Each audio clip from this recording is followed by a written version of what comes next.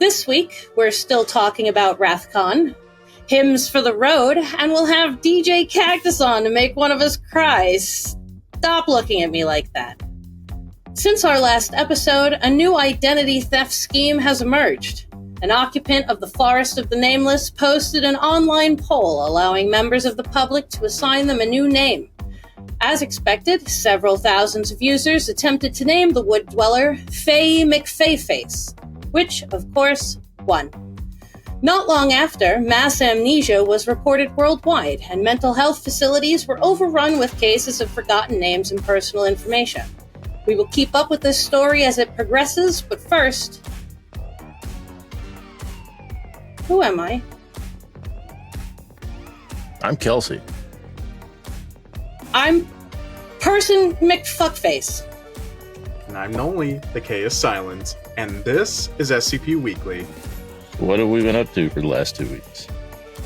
I gotta think about that for a moment, because I'm having trouble. Nolan, what have you been up to? Started my new job. Oh, I'm really excited about this job for you. Yeah. Tell us more. Oh, well, I was hired on to be a registered behavioral technician for this company that works with children who are mainly kids on the spectrum, but also like various neurodivergent kids as well. Essentially, like, help teaching them skills and lessons to help basically help them learn how to better work within the community and society, like how to help themselves, but also in a way that where they shouldn't feel ashamed for who they are as well. Yes. Awesome. Love it. I love this for you. Did you do the classes for the certification? So they let us... so it's a 40-hour course in order to get the certification. Yeah. And they allow us in between like sessions that we have with clients in order and just do the course by ourselves. As long as it's in the building during clinical hours, then we can just work it between sessions during the day, and then we get paid for it. So the certification is only through their company, or can you carry on with it? This is what I wanted to know last time. Can you take it to other places if this job doesn't work out? Does it officially stay yours? It would be. The certification would be mine. Nice. I have information for me too. I suddenly remembered. Nolan, something else has happened with you in the world of podcasts, didn't it? Something. Oh no, we don't care about this. Yeah. Moving on. I mean, no, who will care? You know. Nobody will care. Nobody will care. Exactly.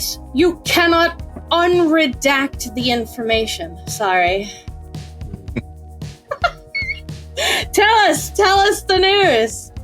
God damn it, fine. I am the new voice for SCP Unredacted. Hell yeah, my dude. You sound so good. Hell yeah, congratulations. Yeah. Look. Yeah. Look here. Kelsey, I'm in love with your voice, and I'm gonna miss it, but I'm excited for Nolan.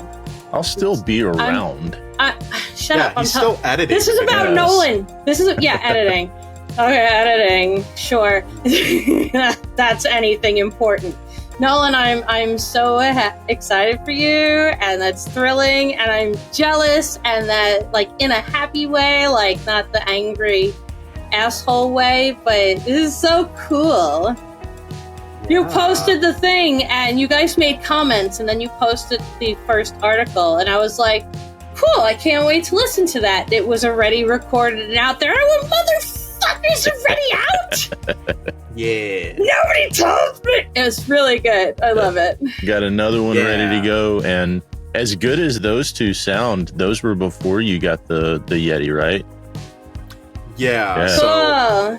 Maxwell sent me an extra Blue Yeti mic that he had. That apparently, I think he said like his mom sent it to him as like a Christmas gift because she wanted him to want to like send him something that would help out for his stuff as well. But he already had one, so he just basically had it around, and then he just mailed it to me. Yeah, they make great paperweights. That thing weighs like 3 pounds, doesn't it? It's huge. Was he drunk again? Doesn't matter. Got the loot. All right. Yeah. Speaking of which, I am going to be in a upcoming video of his. Nice. Yeah, I'm gonna be a cockroach food critic. Oh, that one.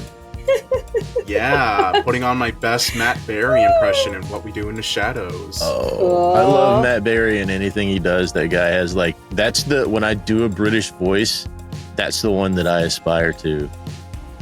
In the IT crowd, when his ex-wife walked in and he was like, Victoria, yes. I thought you were dead. And then just him as Laszlo and What We Do in the Shadows, just him talking to Guillermo. What the fuck? I thought you said you knew. No, I thought you just had the shits. I was going to tell you to stay away from the breakfast burritos. Too much of the chilaquiles. All right. The sec on this boy. Kelsey, what have you been up to? I see people highlighting like we're gonna move on, but I got shit to talk about here. I'm trying to be polite. It hasn't really been that much about me. My kid signed her up for an art camp this week. Ooh. And she's special needs, so I planned to attend the art camp with her just to advocate for her in an environment that she wasn't familiar with, and the staff there wasn't familiar with her. And when I signed her up, it was my understanding that it was only supposed to be for one day, and I was so wrong about that. It was all week, so you signed yourself up for it too. Here we go. But it was a wonderful time. It was a great time. It's with the local art league, and it was I don't know how they crammed so many projects into 4 days, but it was a table worth of stuff that the kids in the class did. Really great experience. And then I did something that I haven't done. I couldn't tell you the exact year. Maybe 2010, 2011 is when I stopped playing video games. Yeah. Because I realized I've been putting so much time into video games that I was like, what if I just put all this time and effort into real life? Then I could actually do some things and achieve some things. And that's when I started going to school. Well, a master's degree, a couple, like 4 degrees. I have 4 degrees later, and I'm working on another one now. I was like, I'm going to start playing video games again. So Diablo 4 has been eating my life. Is that cross-platform? Because I play that on PC. I don't think it's cross-platform play. I think I looked it up, but I don't think it is. Crossplay available with all platforms: PC, really? PS5, Xbox Series, PS4, and Xbox One. Here we go. I have been playing Diablo since the first game came out on the OG PlayStation. I have been playing Blizzard games since OG Warcraft, since StarCraft, Diablo, World of Warcraft for fucking 15 years because I'm an idiot nerd. I don't play anymore. I don't give Blizzard Activision money anymore. I haven't in a couple of years. But I do already own these games. Diablo 4 was a Christmas present that I just had and I've tooled around with, but we could totally play. You just let me know when you're free. Are you free this afternoon? Yeah. Oh, we're doing this. Love it. I'm glad you're getting into video games. I forgot how much I love to grind. Like, and I sat down, I was like, oh, fuck, this is the one where I do the math, and yeah. If you like that sort of thing, I have a lot of games I can recommend to you. Oh, yeah. that are good for that kind of stuff. I started watching the Neebs Gaming. They're playing Enshrouded on their channel right now. Neebs Gaming. Look them up. They're hilarious. They have they're the guys that did the Battlefield Friends. Meh. No, I don't know who they are. I watch a bunch of creator things, but that game, that's a bunch of gamer things, but a crafting survival game. But the mechanics look pretty cool. I was trying to check that out, but I don't think it's on PlayStation. Well, see, what I did was, I was like, I wonder how much PlayStation 4s are now, because I'm not paying $500 for a new gaming system. When, the old one. Yeah, you can get a PlayStation 4 for $150 right now. Yeah, no, the world has moved on. It's like the last iPhone. As when the new iPhone came out and I was working at the mall, lines wrapped around and down the hallway of the mall, and it was like $2,000. And people were selling their last gen ones on site, like to people walking around. But as soon as we get a new thing these days, this is it's one of the reasons I'm PC. Another reason I use computers is I like modding games, like Fallout 4, for instance. I beat Fallout 4 on Xbox One when it came out. Went through the whole game building, and I can get stuck building. I play The Sims just so I could spend 10,000 hours building and decorating a house and then never touching it again. I play very specific games just so I can do this. Fucking Power Wash Simulator. Just so I can sit and doodle around and move shit. But building is a big thing for me. So Fallout 4 on the PC, I need a new computer to run all the mods that I am in love with. That's why I play console. Problems. Yeah. That's my PC. Look, cheat code for a PC that works with current video games. Every 4 or 5 years, I walk into Circuit City or a Staples Center and I buy a pre-built tower. And I don't buy a new one until one of the biggest, newest games that I happen to get don't work right. And I haven't had that trouble with this. What I meant is I need a new computer to run all the mods I use for Fallout 4, for instance, because there are like 200 mods I want to run at the same time. It's not my computer. It's an overload of my shit. Yeah. Because that's what I want to do with modding. But a good portion, if I download a game like that, like Oxygen Not Included and Factorio, 2 games I have, No Man's Sky. I have over 1,200 hours in No Man's Sky. Yeah, it seems like that's pretty easy to do. Almost 1,000 hours in Factorio and Oxygen Not Included, because I like to just build. I like to mod my games, and I can't do that right on consoles. It's boring compared to what I can do on my computer. So cross-platform is something we need to look into. Yeah. Nolan, do you have any gaming systems? I have an Xbox. Xbox what? Series S. What year is that? That's one of the 2 current gen. Oh, okay. But it's the more affordable one. Yeah, no, that's fine. I was going to say, I have an Xbox One I don't really use.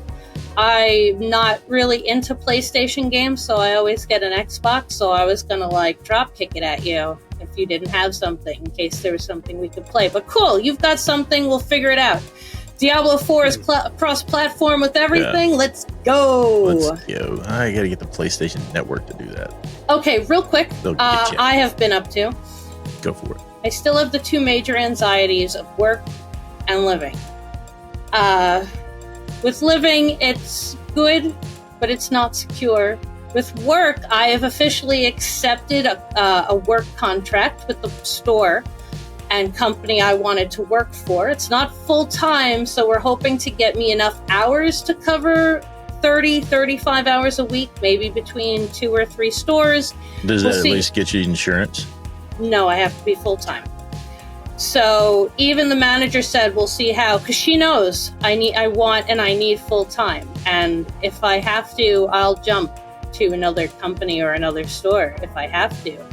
I can't afford Cobra for, a year. Yeah. But she said in like 2 months or so, we'll see how my sales have been, and maybe there'll be a full-time position open. Right on. Like there'll be something that we can move me up to. And she, I can mention it, but when the store manager, who is still, I haven't heard from this week, and I was supposed to, at 100% failure rate. God, man. Still, and I'm keeping track of like a moment. And at moment. this point, you've accepted a contract, and you still haven't heard from this. No, I've heard from her. I never hear from her when I'm supposed to. Oh. Like last week, the week before last, I'll get a hold of you before the weekend, and we can talk some more about this. Never heard from her. The last time I talked to her was like Monday or Tuesday or Sunday or something like that. And that's when I'll get a hold of you by the end of the week. That conversation, she said, call me at 3. So I called it like 3:10 or so. Didn't pick up. I got a text message about 2 minutes later. Sorry with the customer. I will call you in 5 minutes. Didn't hear from her for 3 hours. At least she calls me, but 100% failure rate. And she's great. I am confident. I was, fairly confident that I was getting the job. I'm confident in my abilities, my ability to interview well, and the way I work being in line with the way retail, especially top retail, works. I just know myself when I do an interview and I want a job bad enough. So I wasn't worried I wasn't going to get a job. I just, wanted this store. I wanted this store. Yeah. And I think I've got that store. She knows that hopefully hopefully next week things will change with where I'm living. By the next show, what is that, the 4th?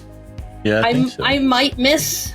It depends. I might miss that show, but we'll see. It's one day at a time. But you guys are doing some exciting shit. I love it. All right. Let's do some on-site? Yes. Wiki staff wants to make an official process for requesting metadata changes.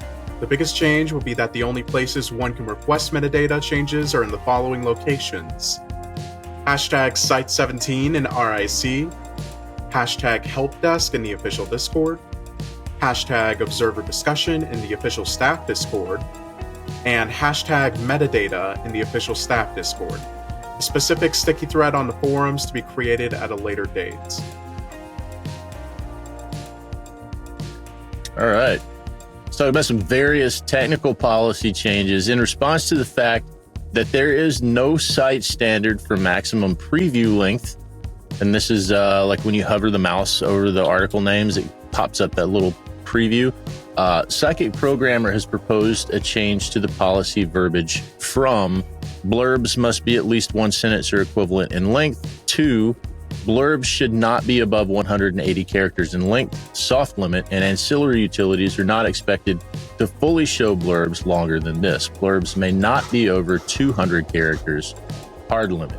And in response to staff unlisting the Wrathcon page by administrative fiat in June when staff delayed the contest, he's also proposed to add the following verbiage to the unlisting. Staff may freely unlist and relist pages created for staff purposes, e.g. guides, admin pages, and contests, with sign-off from the appropriate team captain.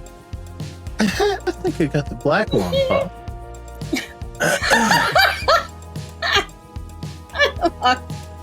Speaking of Wrathcon, it is underway. The notorious contest will allow only one entry to survive. All others will be nuked to the depths of oblivion, never to be read again.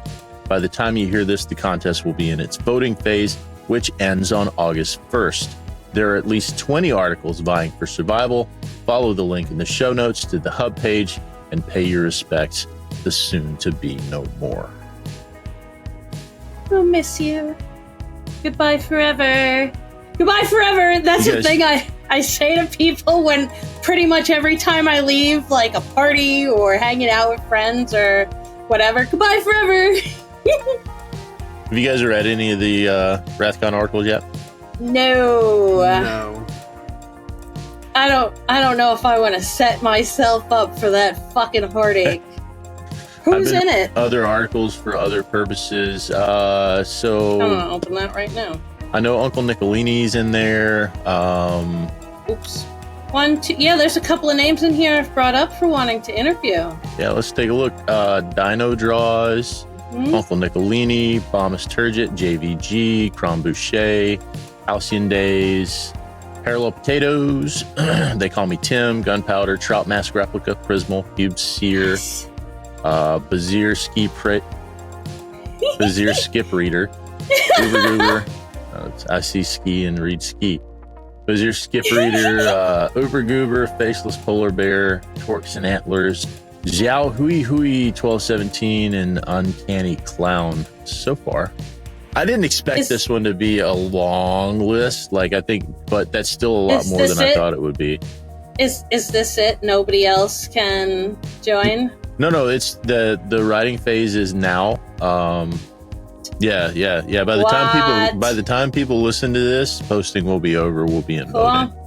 Cool. Yep. Good luck, fellas and other peoples. And I just said fellas, and I shouldn't have, but fellas and other. Fellas can be gender neutral. Yeah. It's like dude. I know, but people don't like that sometimes, and I just reverted to I say dude and bro so much. It's the 90s. I can't get rid of the 90s in my brain. Bro. It's like, I fucking love saying bro. I can only say it to my friends, though. On the topic, have you guys heard there's a new word for Latinx that's easier to say than Latinx? Latine. Latine. Cool. Latine. Yeah. Cool. Yeah. Cool.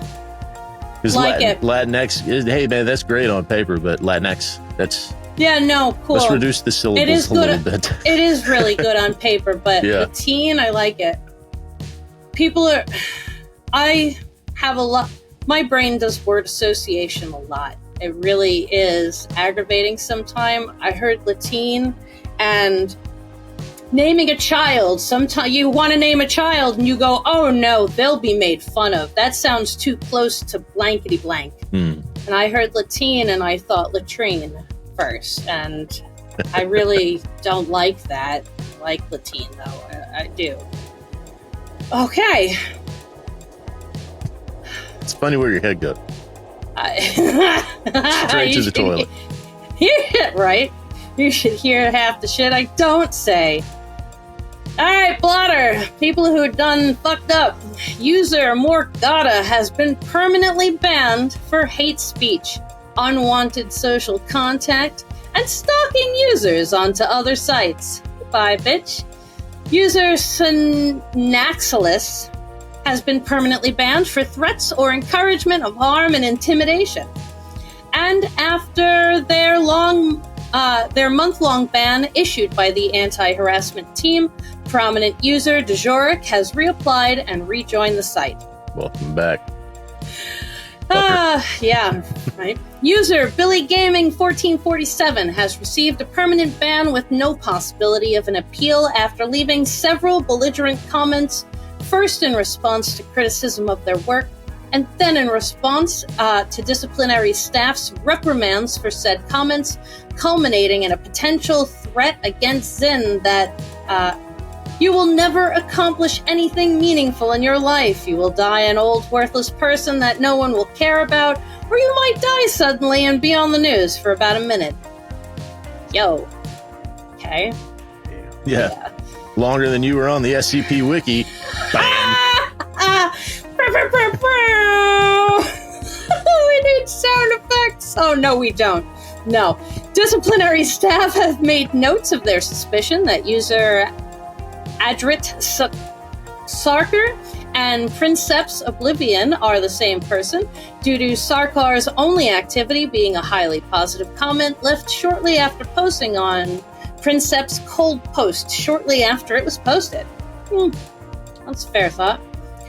User Andring _ has had their membership revoked for repeatedly cold posting low-quality articles and attempting to solicit feedback on this already posted work.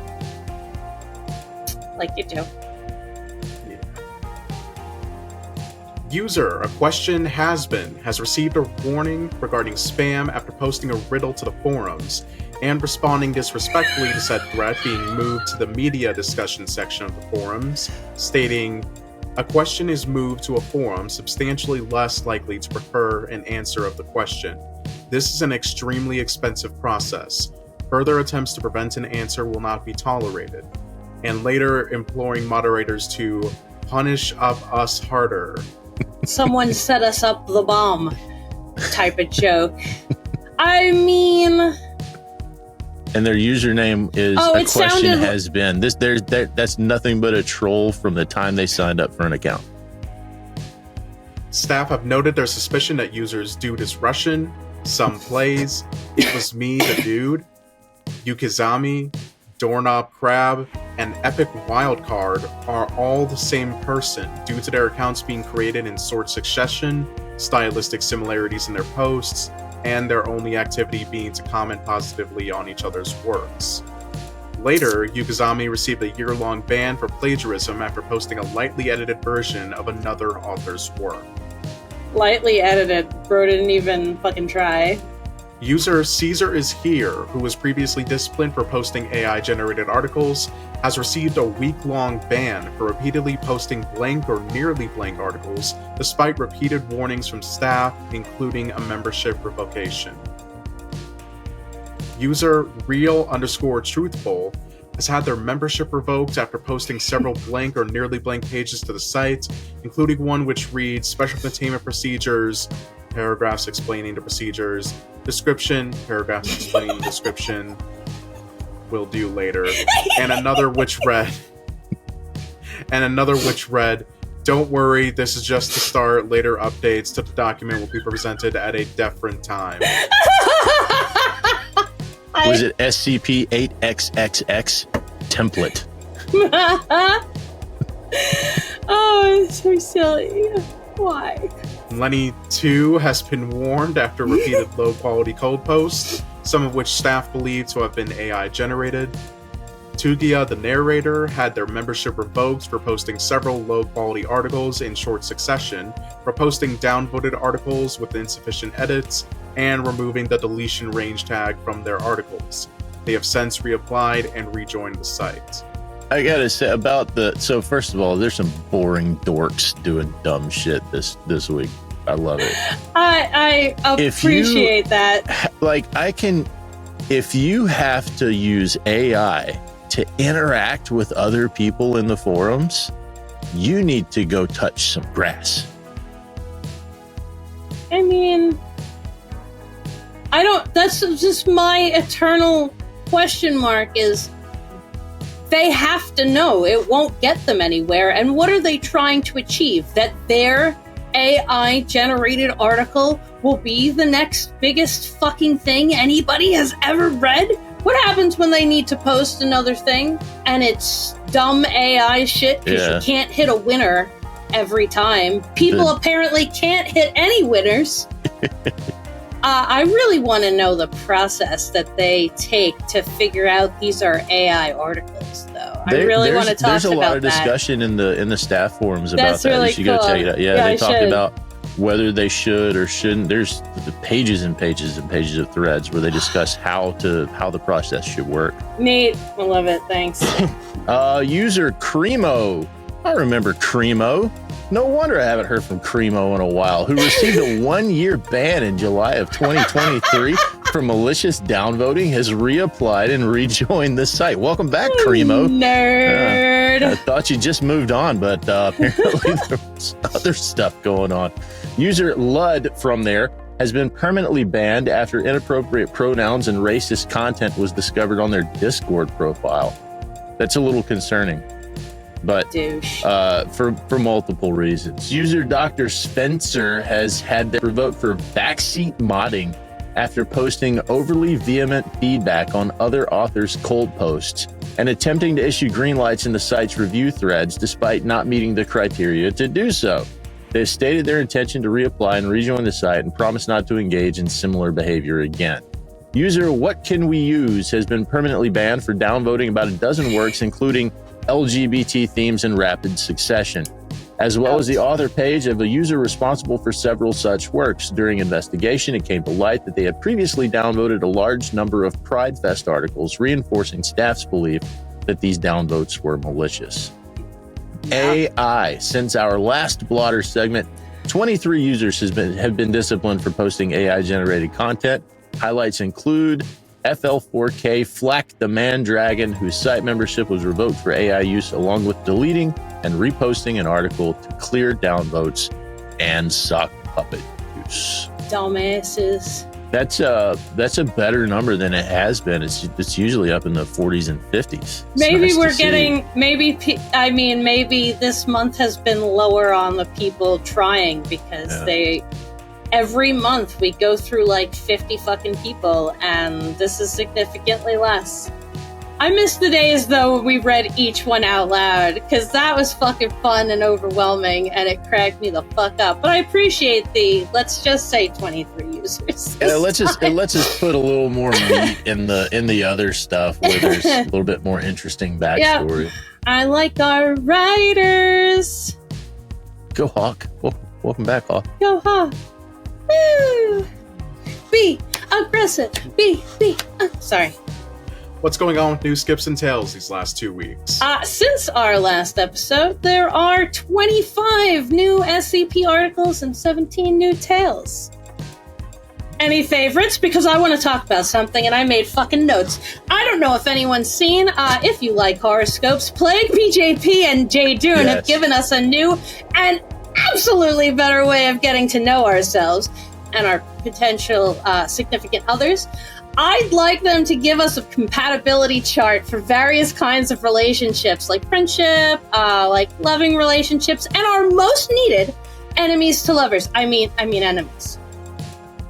You're talking about the I'm the guy, this is your guy. Yep. Shit. What was it called? I closed the page. 8597. Kelsey, I would like you to look up Article 8597 and tell us what your horoscope is. I am January, so I am bi-curious Frank. My traits are peas on stuff to claim it, and fiscal conservative. I did like the is a golden snub-nosed monkey, enveloped in pink, purple, and blue-colored light, commonly referred to as bisexual lighting in popular colloquialisms, and the whole fucking thing is gorgeous. Nolan, what were you again? You're August too, aren't you, Nolan? I think I'm Uncle Kingy.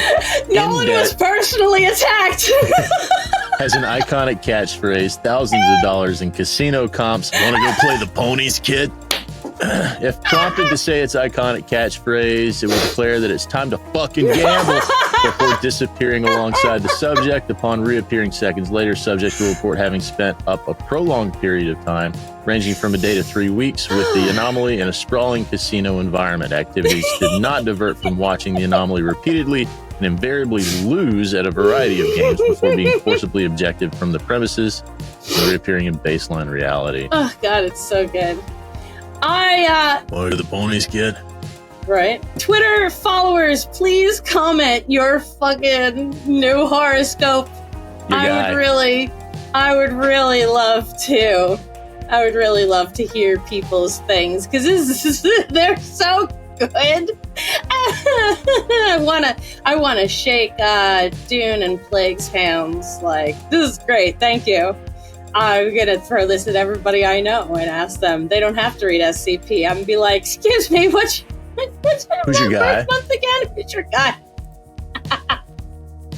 Oh, sorry, I needed to talk about that. Oh, and Nolan mentioned one, I think. Do you want to talk about that one? Yeah, it's a Wrathcon entry called Live Camera Feed of Site 69, where everything is fine.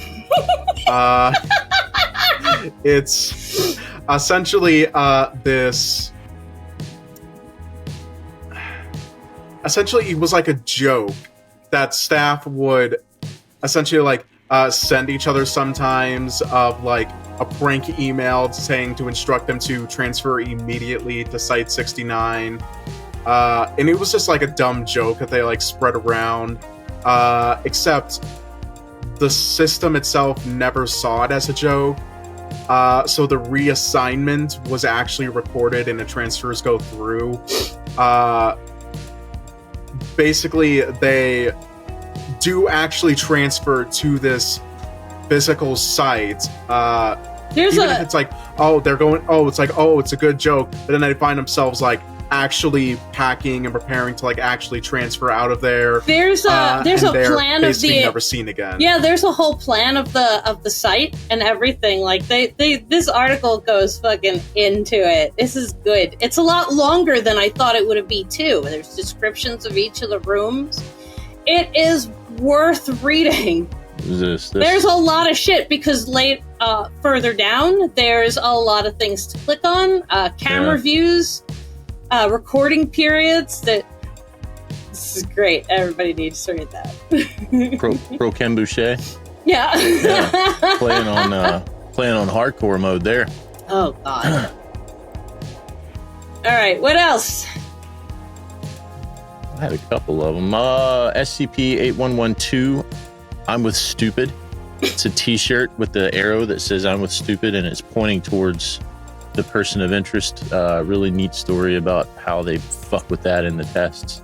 And then 8585, a setting sun. It's about the twilight days of a dying god. Go read that one. I like that shit.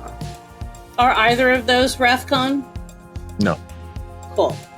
I'd read that. Negatory. No, we need to go through the Wrathcon entries and do some unredacted. Yes, you do. Oh, memorialize those.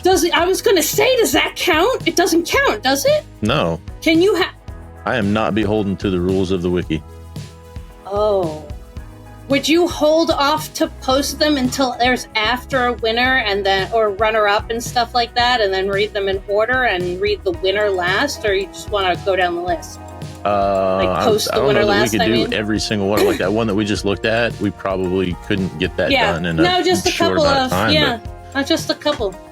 You could fucking exploring series and sum them up. Nolan is really good at summing up fucking articles. You could you could just even on your own time record a base rundown or write it out or something of what this is about. Yeah. Sweet. All right. Let's take a break and we'll be back with the offsite news and DJKaktus. Dr. Gray, what are you doing here? Intern? I thought no one came to this closet. So this is where I go to read my real crazy fan fiction. And what's that you're reading? It's, well, you're not dangerous, so I guess I can tell you. This is Confinement. It's a comic series. It's about a guy named Connor who respawns when he dies. Really? That just sounds like a whole lot of bung to me. It's absolutely not. It's actually really good, but I've been keeping it a secret for now. I don't want Dr. Bucket to get any ideas on dangerous tests he can make me do. Connor can afford to die, but not me. Wow, that sounds excitingly veil-breaking. Do you know where I can get one? Thanks for asking, Monica.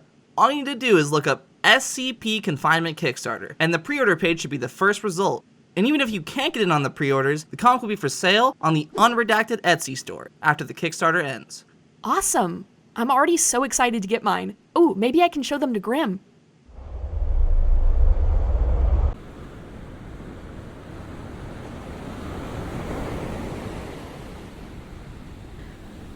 Between 7 to 9% of people are estimated to fear deep water. Even for those without full-fledged thalassophobia, oceans and rivers and lakes can easily become a source of terror. But water is everywhere.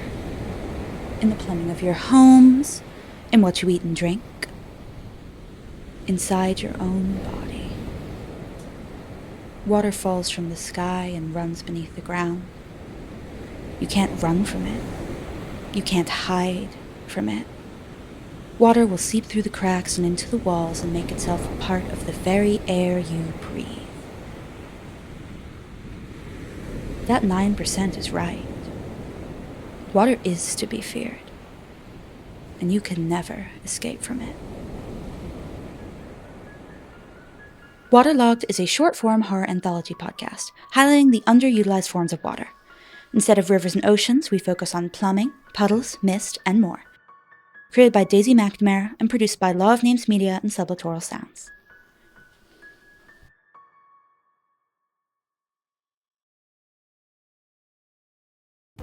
Thanks to our sponsor, Mayor Poster's Champagne. Dotto is of great intellect, which is how Dotto makes the best medicine to cure all ailments for legendary business. But Dotto knows that to be made and of successful business, it must be in part of politics. Dotto decides to sell promotion and advertise tie mints for people so that Dotto will be promoted by famous politician and get more money and also lobby for laws. Dotto only has gotten one customer so far, but is okay. BC Dotto now also has people of knowing him.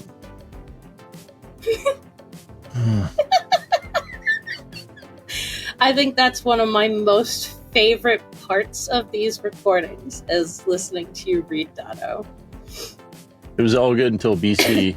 I don't pre-read these. I go into these completely blind. Yeah, I fucking love it. If you like this content, then hit the subscribe button and turn on notifications for the channel. If you're watching on YouTube, that's what the algorithm likes, and it would really help us get the word out about what's going on in the SCP community. If you want to help support us beyond that, you can sponsor the show at patreon.com/SCP Weekly for as little as $2 a month. In the world of podcasts, Anna McGuire, better known to the community as Radiger, and the creator of the award-winning SCP audio drama Find Us Alive, has graciously decided to bless us with a brand new series. Hymns for the Road follows 4 survivors of a magical apocalypse embarking on a road trip through the fantasy wasteland that was once America. Filled with mischievous and often malicious otherworldly creatures, strange and esoteric survival rules, and impossible, dreamlike landscapes, the world has become both indescribably beautiful and ruthlessly, indiscriminately deadly. The main cast will feature Maurice Thomas, Pau Panganiban, Grizz Seinbeck, and Tabitha Bardal, I apologize if I butchered any of your names, along with numerous talented voice actors like Gianni Matrograno, Zane Schacht, Emily Folger, and of course, Radiger herself. The series will have weekly episodes starting on September 6th, with a total of 30 episodes releasing on Spotify, YouTube, Apple, and Google Podcasts. The link to their homepage will be posted in the show notes. Mother Superior McGuire has been busy. Nice. This has been a year and a half in the making, I think. Maybe longer, 2 years. Oh wow! That was when they started doing casting calls. It had probably been in the making for at least a year before that. Writing and planning and editing and. I thought they were only doing about 12 episodes, but hearing that it's going to be 30. 30 is a lot. That is a lot. 30 weeks. That's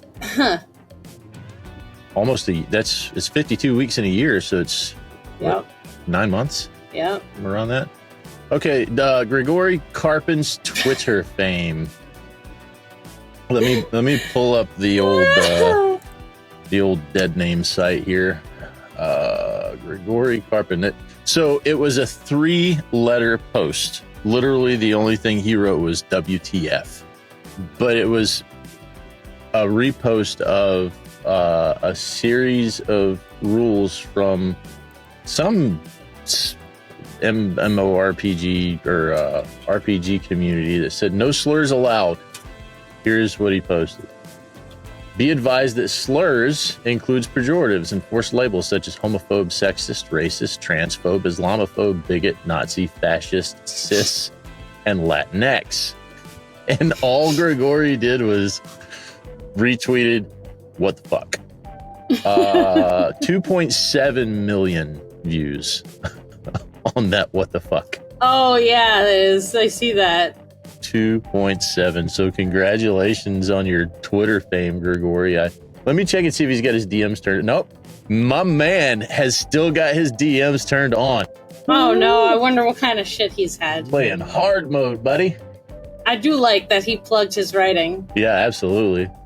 Well, with 110K people on that one. I'm on Grigori Karpin's Twitter, and he's got the Lord of the Rings quotes, but add bro to the end of it. They're taking the hobbits to Isengard, bro. He wrote, "You shall not pass, bro." Yeah. So good. Well, I you have my axe, bro. One does not sword. simply walk into Mordor, bro. You bow to no man, bro. I am no man, bro.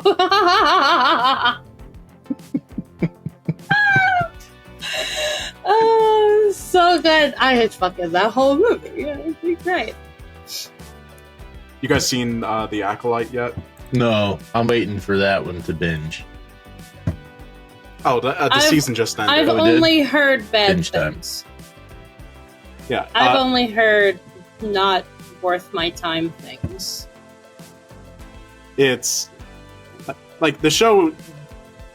Yeah, it could have some flaws, but like, really, a lot of the hate just comes from like fucking incels and dipshits that like just want to complain over little everything and saying like, "Oh, it ruins Star Wars." No, I mean, I don't have incels as friends, and I don't have a single friend who likes it. They say it's badly written, it's badly filmed, it looks like crap. It makes them not be able to suspend reality to get into it enough to really want to follow the storylines. Like, none of my friends have been able to give it good pointers besides it's something. It's, you know, we're oversaturated. I like it. You know, it's fair. Now, I'm not saying, I'm never going to say don't like it. I've just only heard from friends that it's not worth my time, so I have a really hard time with watching things that are highly suggested to me in the first place. I was just gonna say, like, it's very, at the very least, like, the cinematography and the choreography are, you know, really amazing in this, actually. Like, because plus it's like, for a Star Wars nerd, like an actual, you know, Star Wars nerd, not the fucking dipshits on the internet that keep complaining about every little thing. It's like a nerd's wet dream from how much lore that it has. I was gonna say, I heard there was Old Republic stuff in there. I heard Plagius is in there. Yeah, it's set during the High Republic era, which is like at this point where the series takes place is like 100 years, like a little over 100 years before the Phantom Menace starts. It was like sort of like a golden age for the Jedi, kind of. They're like more lax with rules and everything. But it's more like getting more into lore of like bringing up stuff that hasn't come up on like movies or I don't think very much of the TV shows before. The games is where the lore gets really good. That's what I was going to ask. Yeah. Have either of you played the Knights of the Old Republic? I haven't played it, but I've played it several I've read times. a lot about it. I have only had fun. It's so good. There's so much lore. It's so cool. It's different. It's 2003. I mean, it was a really good game. Yeah, I think the prequels did a lot for like to bring back interest in the Star Wars franchise, but what was the games, the Old Republic especially. What was the game that came out where you're the young guy with the short buzzed hair? Maybe Force Unleashed. Yes. That game was great. That game was fun. Okay. For the love of fucking God, Kelsey, I want you to... Yep. I want to know, have you ever heard of Backstroke of the West? No. Yes, you have. So, when let me find the description.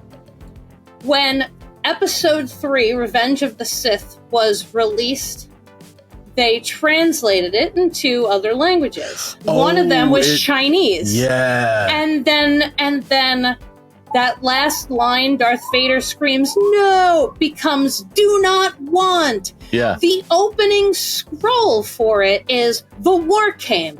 The Republic encountered. Two squares fight the vehemence.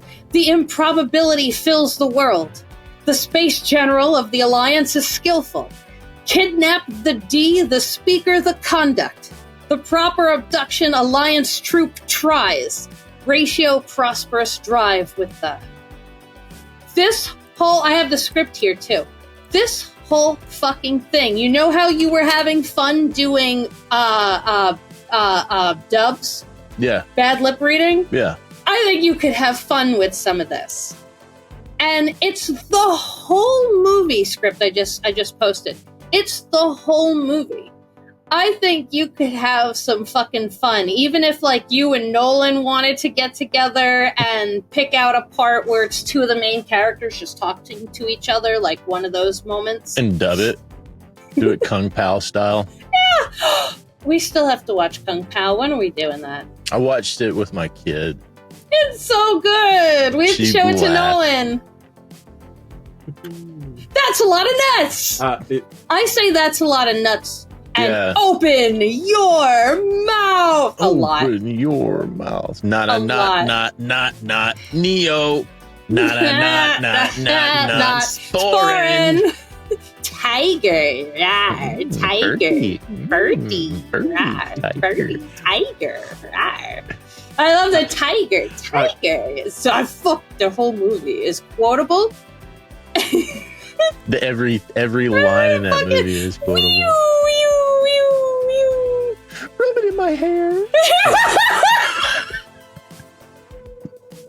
we have to do this with you, and we have to be on mute while we watch it. Oh, so cute. They did such a good job with it, though. Nolan, they take old kung fu movies and they CGI the main actor's face onto those characters in places. So it's the original movie, like the girl voiced over, like petting his face, and he's CGI'd onto the body. Like just his head. So it zooms in and he's being touched, and it clicks back out and it shows them standing together in ways where if you didn't watch the after shots, like when they do bloopers and stuff, you would not have known half of those were just simply his face CGI green screened over the OG 50s, 60s Kung Pao movie. And then he makes it so absurd, like the flashback scenes where the old guy is like, he told me of the chosen one. And then this long flashback, and he's like, there will be a chosen one. And then it goes back to the guy, and he's like, and he told me of the significance. And then it goes all the way back. And he's like, it will be significant. Oh my God. Chosen. I'm coming. Chosen. I'm coming. Yeah, no, I don't think there has ever been another movie like that. And we always wanted a second one. We didn't get one, but that's fine. And it had that big scene at the end that it was like coming in the sequel, and there really was no sequel. And but you know what? That's great. Yeah. Because sometimes that kind of shit ruins it, and you're like, oh, it wasn't as good, or whatever. No. I love that it was like sequel coming, and we were like, yes, and we never fucking got something like that. I would like to see him do it with like the old spaghetti westerns, like the old Clint Eastwood. That would be a great option for something like that. Once Upon a Time in the West, or Fistful of Dollars, or something like that. Oh yeah. Turn my microphone facing my mouth, it might work better. Look at that. Oh, I have entered a new dimension. There he is. Hey! I fixed it. Hey. Hello. Third time's the charm. No. Only took following the instructions. Not a big deal. Imagine that. Anyway, hello, friends. Hope you're well. Hello. Hello. We are well. Wonderful. Hello. Yeah. What do you? So you stream games? Yeah, I work for CCP Games, the company that makes EVE Online. Nice. And I'm one of our community developers. So we do some streaming, and I manage streams for one of the other games that we're working on, among other things. But I have, like, when I was there, I had let me see if I can pull them up here real quick. I have a whole bunch of different, like, wait, that's not it. It's like, I had all these, I had these, I had all this, I had this, I had this. Like, that's really cool. I had all this stuff. None of these are working right now, but believe me when I say at some point they did make sense. But anyway. When EVE Online came out, my friends and I would play games like that together, and we were stoked for EVE. Me and another friend, what year was this? Would have been a while ago. Yeah, like we're closing in on what? So last year was our not 20, but it was 20. Last year was our 20th. Was yeah. it? So the first month of EVE, my friend and I packed. I'm in New York City at the time. We packed our monitor, our computer, all the fucking cables that went with having speakers, everything 2,000 computers needed into suitcases and carted our whole systems into Brooklyn. Yeah. I came from Queens, he came from the Bronx. We set it up in a third friend's home, and we lived there for a whole month playing EVE together. That first month of the game drop. That game is amazing. Yeah, it's wild. I'm at the point I'm getting ready to move to Iceland here in the next couple of weeks. Oh boy. Wow. That's where our headquarters are at.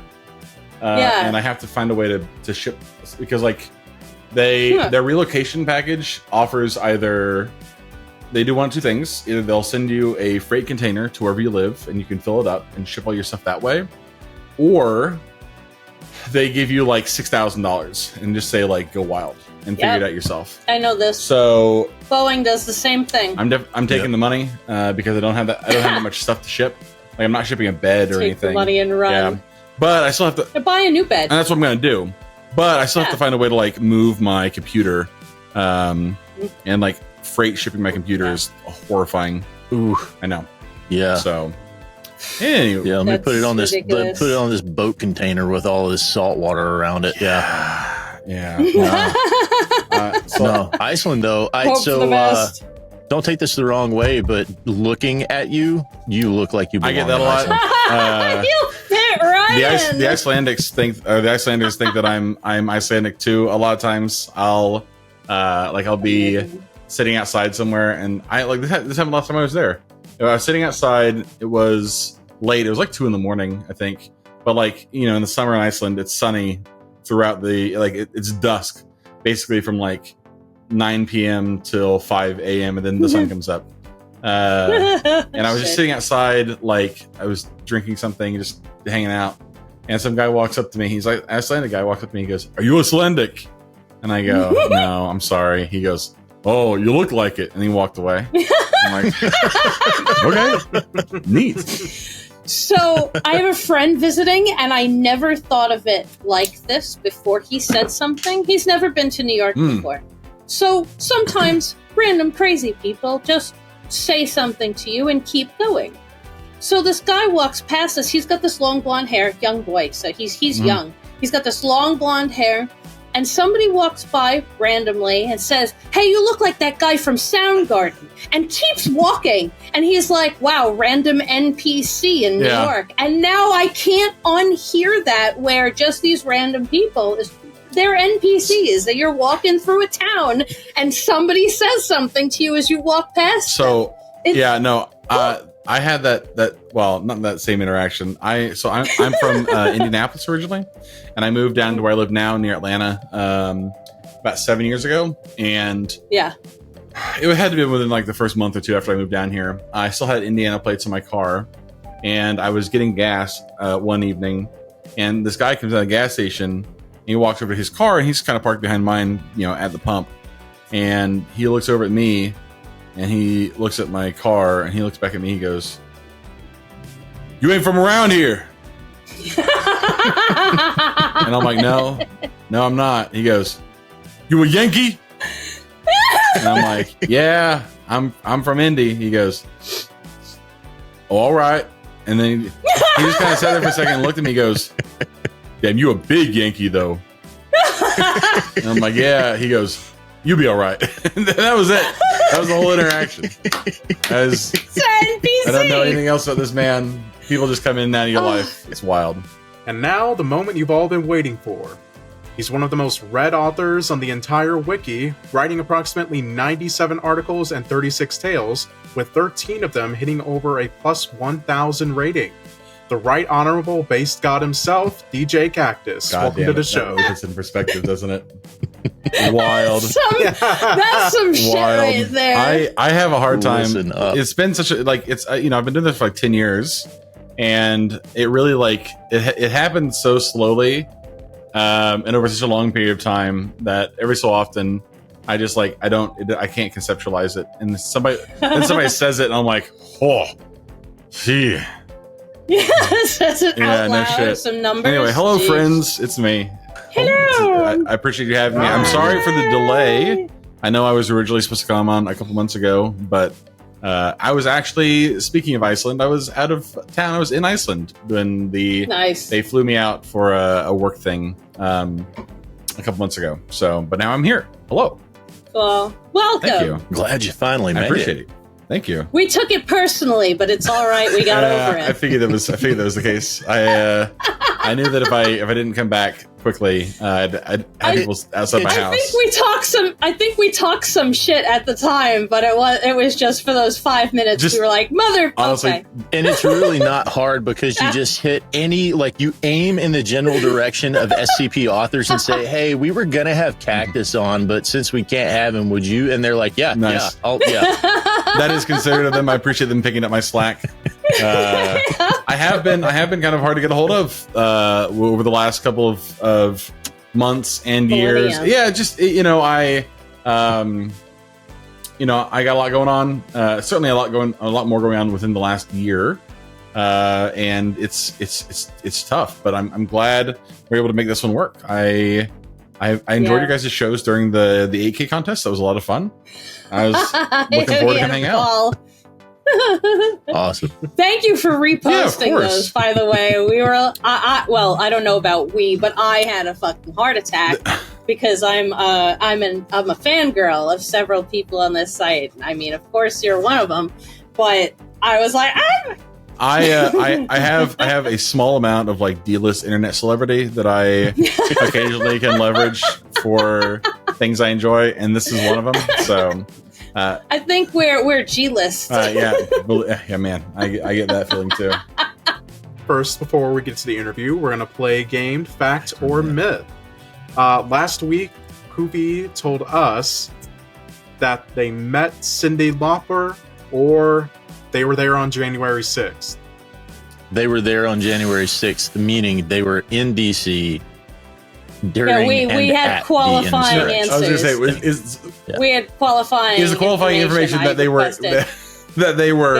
in DC, as in anywhere in DC, or at the Capitol? At the Capitol. Oh. We made sure to ask. And I'm like, where's there? Okay, because I was there on January 6th, if there is in my bathroom. Well, there were you could even qualify it further than that. You could say I was at the Capitol, but you could just be like a staff aide or something. Yeah, you can be a museum employee. Man, we made sure to ask. Ooh, that's a lot of. I have picked Cyndi Lauper.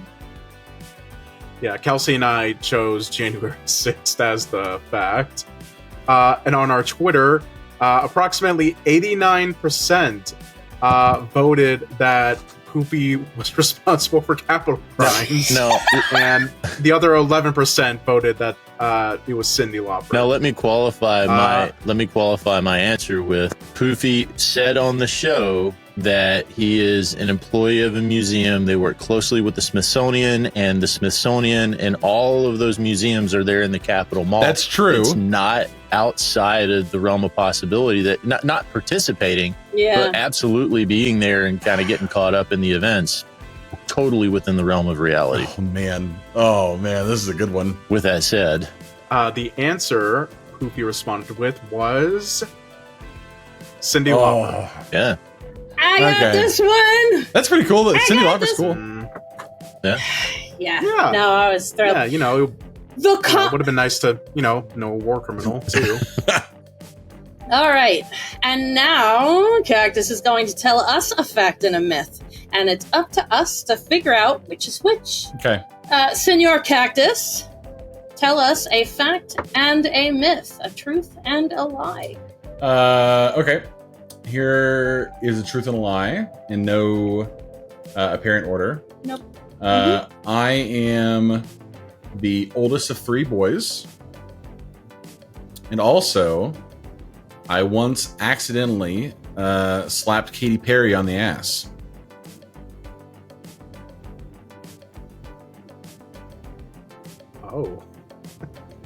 Oh, we know which one I'm going to pick. We know I'm Any going qualifiers for those two situations? I don't think so. Those are pretty clear. I think you slapped Katy Perry on the ass. Concur. To be very, very, very, very, very, very, very, very clear. Very, very, very clear. Accidentally. Highly accidentally. I just want to make sure that one is clear. But that's the qualifier. I do want a qualifier. Sure. Slap, or like the hand. It was a full on contact, but not with not open palm. Okay.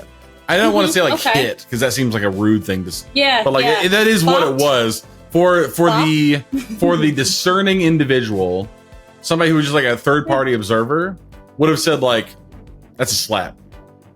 And in the moment, I was like, oh, it was a slap. But again, and then there's very the accidentally. oldest of 3 boys. Oldest of 3 boys. How that many, one feels very true, honestly. I have 2 younger brothers. I can tell you all about it. Do you have any other siblings? I have no other siblings.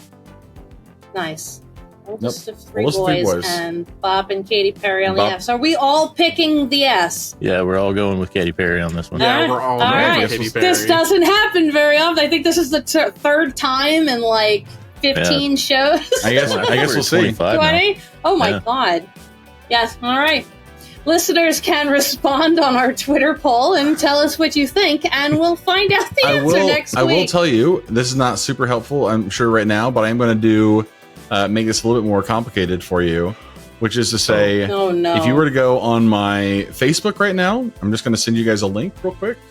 If you look on this link that I am providing, you'll see that I am, in fact, one of 3 people on Facebook who identify as brothers of each other. And I do have 2 younger brothers there. So this reminds me of a riddle that I've heard. Mm-hmm. I see it, yeah. Do with that information what you will. Bro. Got it. Good. I did. And then it's interview time. Nice. Hello. Woo! Welcome to the interview that I am being interviewed for. Nice. So qualifiers everywhere. We'll start with wiki stuff. Sure. Well, actually, maybe before the wiki. Yeah. We don't know. Can you tell us how you first started your journey as a writer? As a writer, I wrote short stories in elementary school and middle school because I thought it was fun, and I've always liked to tell stories. They were not very good, but I was 10, so I'm not giving myself too much of a hard time about it. And then when I was in high school, every time that our family would get together for, a holiday or for a family reunion or something like that, we'd make movies of just the grandkids and cousins would all get together and make movies. And I always wrote scripts for those, and I thought it was a lot of fun. I really enjoyed it. And when I got to high school, I really enjoyed English Lit and English Comp, and was the top of my English Comp class. The only class I was the top of, because I was just the laziest possible student. And then I was an English major briefly in college before I left abruptly because, again, the aforementioned laziest possible student. And I liked writing a lot then. A lot of the stuff I wrote back then was like super melodramatic in a way that hard to believe my stuff is not currently. But I still I just always enjoyed. I think storytelling is fun. I think storytelling is like the way that you like incept your own thoughts into other people's heads. Like that's a powerful thing that you can do if you can do it well. And I've always really enjoyed that whole process, like finding ways to communicate with people on that level. I think is really really powerful. That being said, when I started on the wiki, that was like in 2014. No, 2012 was when I first found out about the wiki. I found out my first article I ever read was 087, and I think I found it on Reddit. And then I went to the wiki, read a lot early on. I probably read it for like months before I ever first applied. And I applied and fucked up the application. And was so embarrassed by the fact that I'd fucked up the application that I did not apply again for 2 years. And then I came back in 2014 and applied. And it was Bright of all people who denied my application in the first part. And that was why I didn't join 2012 instead of 2014. Honestly, probably for the best. But yeah, 2014 is when I came in and started doing my thing, and been here ever since in one way or another. As horrifying as it is that it's been now 10 years. I don't like to think about that even a little bit, but what are you gonna do? Yeah, seems like it worked out. Yeah, okay, no, I mean, it definitely didn't work out better than I was expecting. I came in with the intention of I wanted to write one story. I thought that'd be kind of cool, just because I wanted a slot. I wanted to do the one thing. And I thought if I could do the one thing, I'd be happy. And then the one thing was fairly well received, and I was like, okay, we could do two things. And then after I did, so my first article was a Euclid. My second was a Keter. And I think my third was a Safe, and maybe in that order. And I was like, okay, I've done those three. I am now done. And then I was like, oh, but I do have another idea. And now it's been a decade elapsed, and now we're here.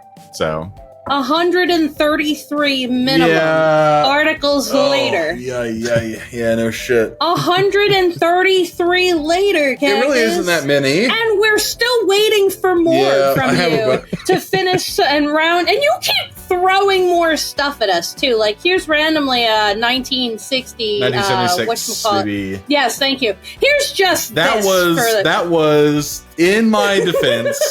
That article took 3 years for me to finish. Wow. Just because it's really just been a draft for a long time. And I have a lot of anybody who's ever appeared at my sandbox will see I have just truly too many drafts that are in various states of unfinished. And at some point I need to go through them and finish them. That was one of them. I just sat down and was like, you know what? Tonight I'm gonna finish it. Nice. And I did, and I honestly thought people would. I did not think people would like it very much. No, it's really good. And I was pleasantly surprised that it was as well received as it was. I mean, it's not We're casting for it. Hell yeah.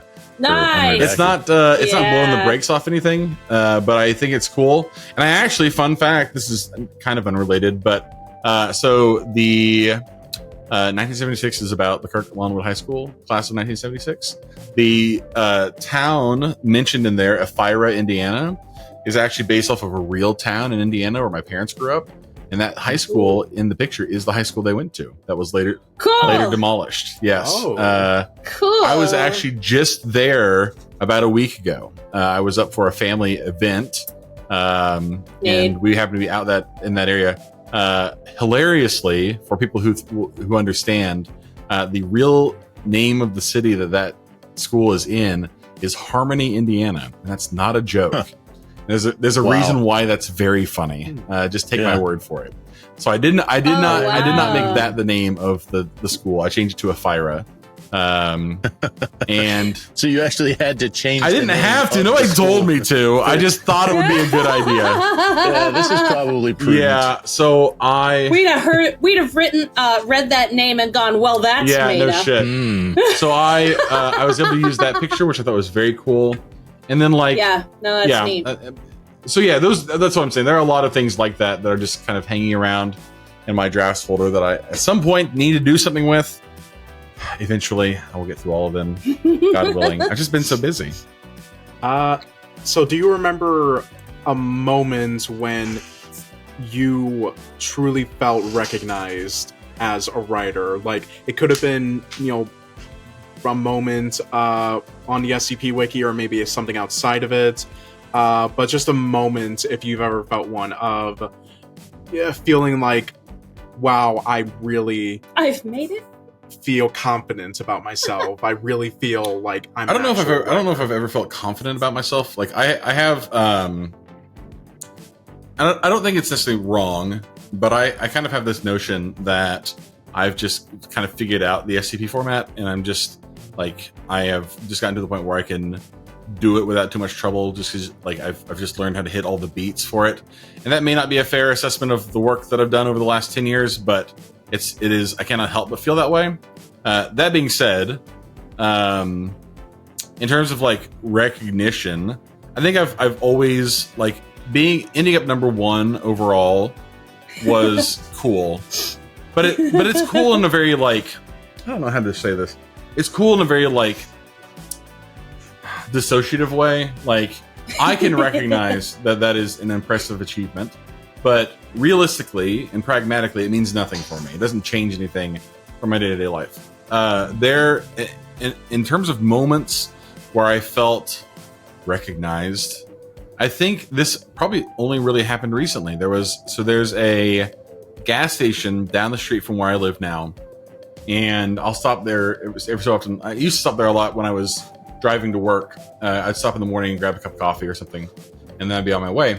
And there was a woman who worked behind the desk who like ran the register there, and she had a young son, and during the summer the young son would come in with her during the day because she couldn't afford help or childcare, and he'd just kind of hang out in the back and play games on his phone or whatever.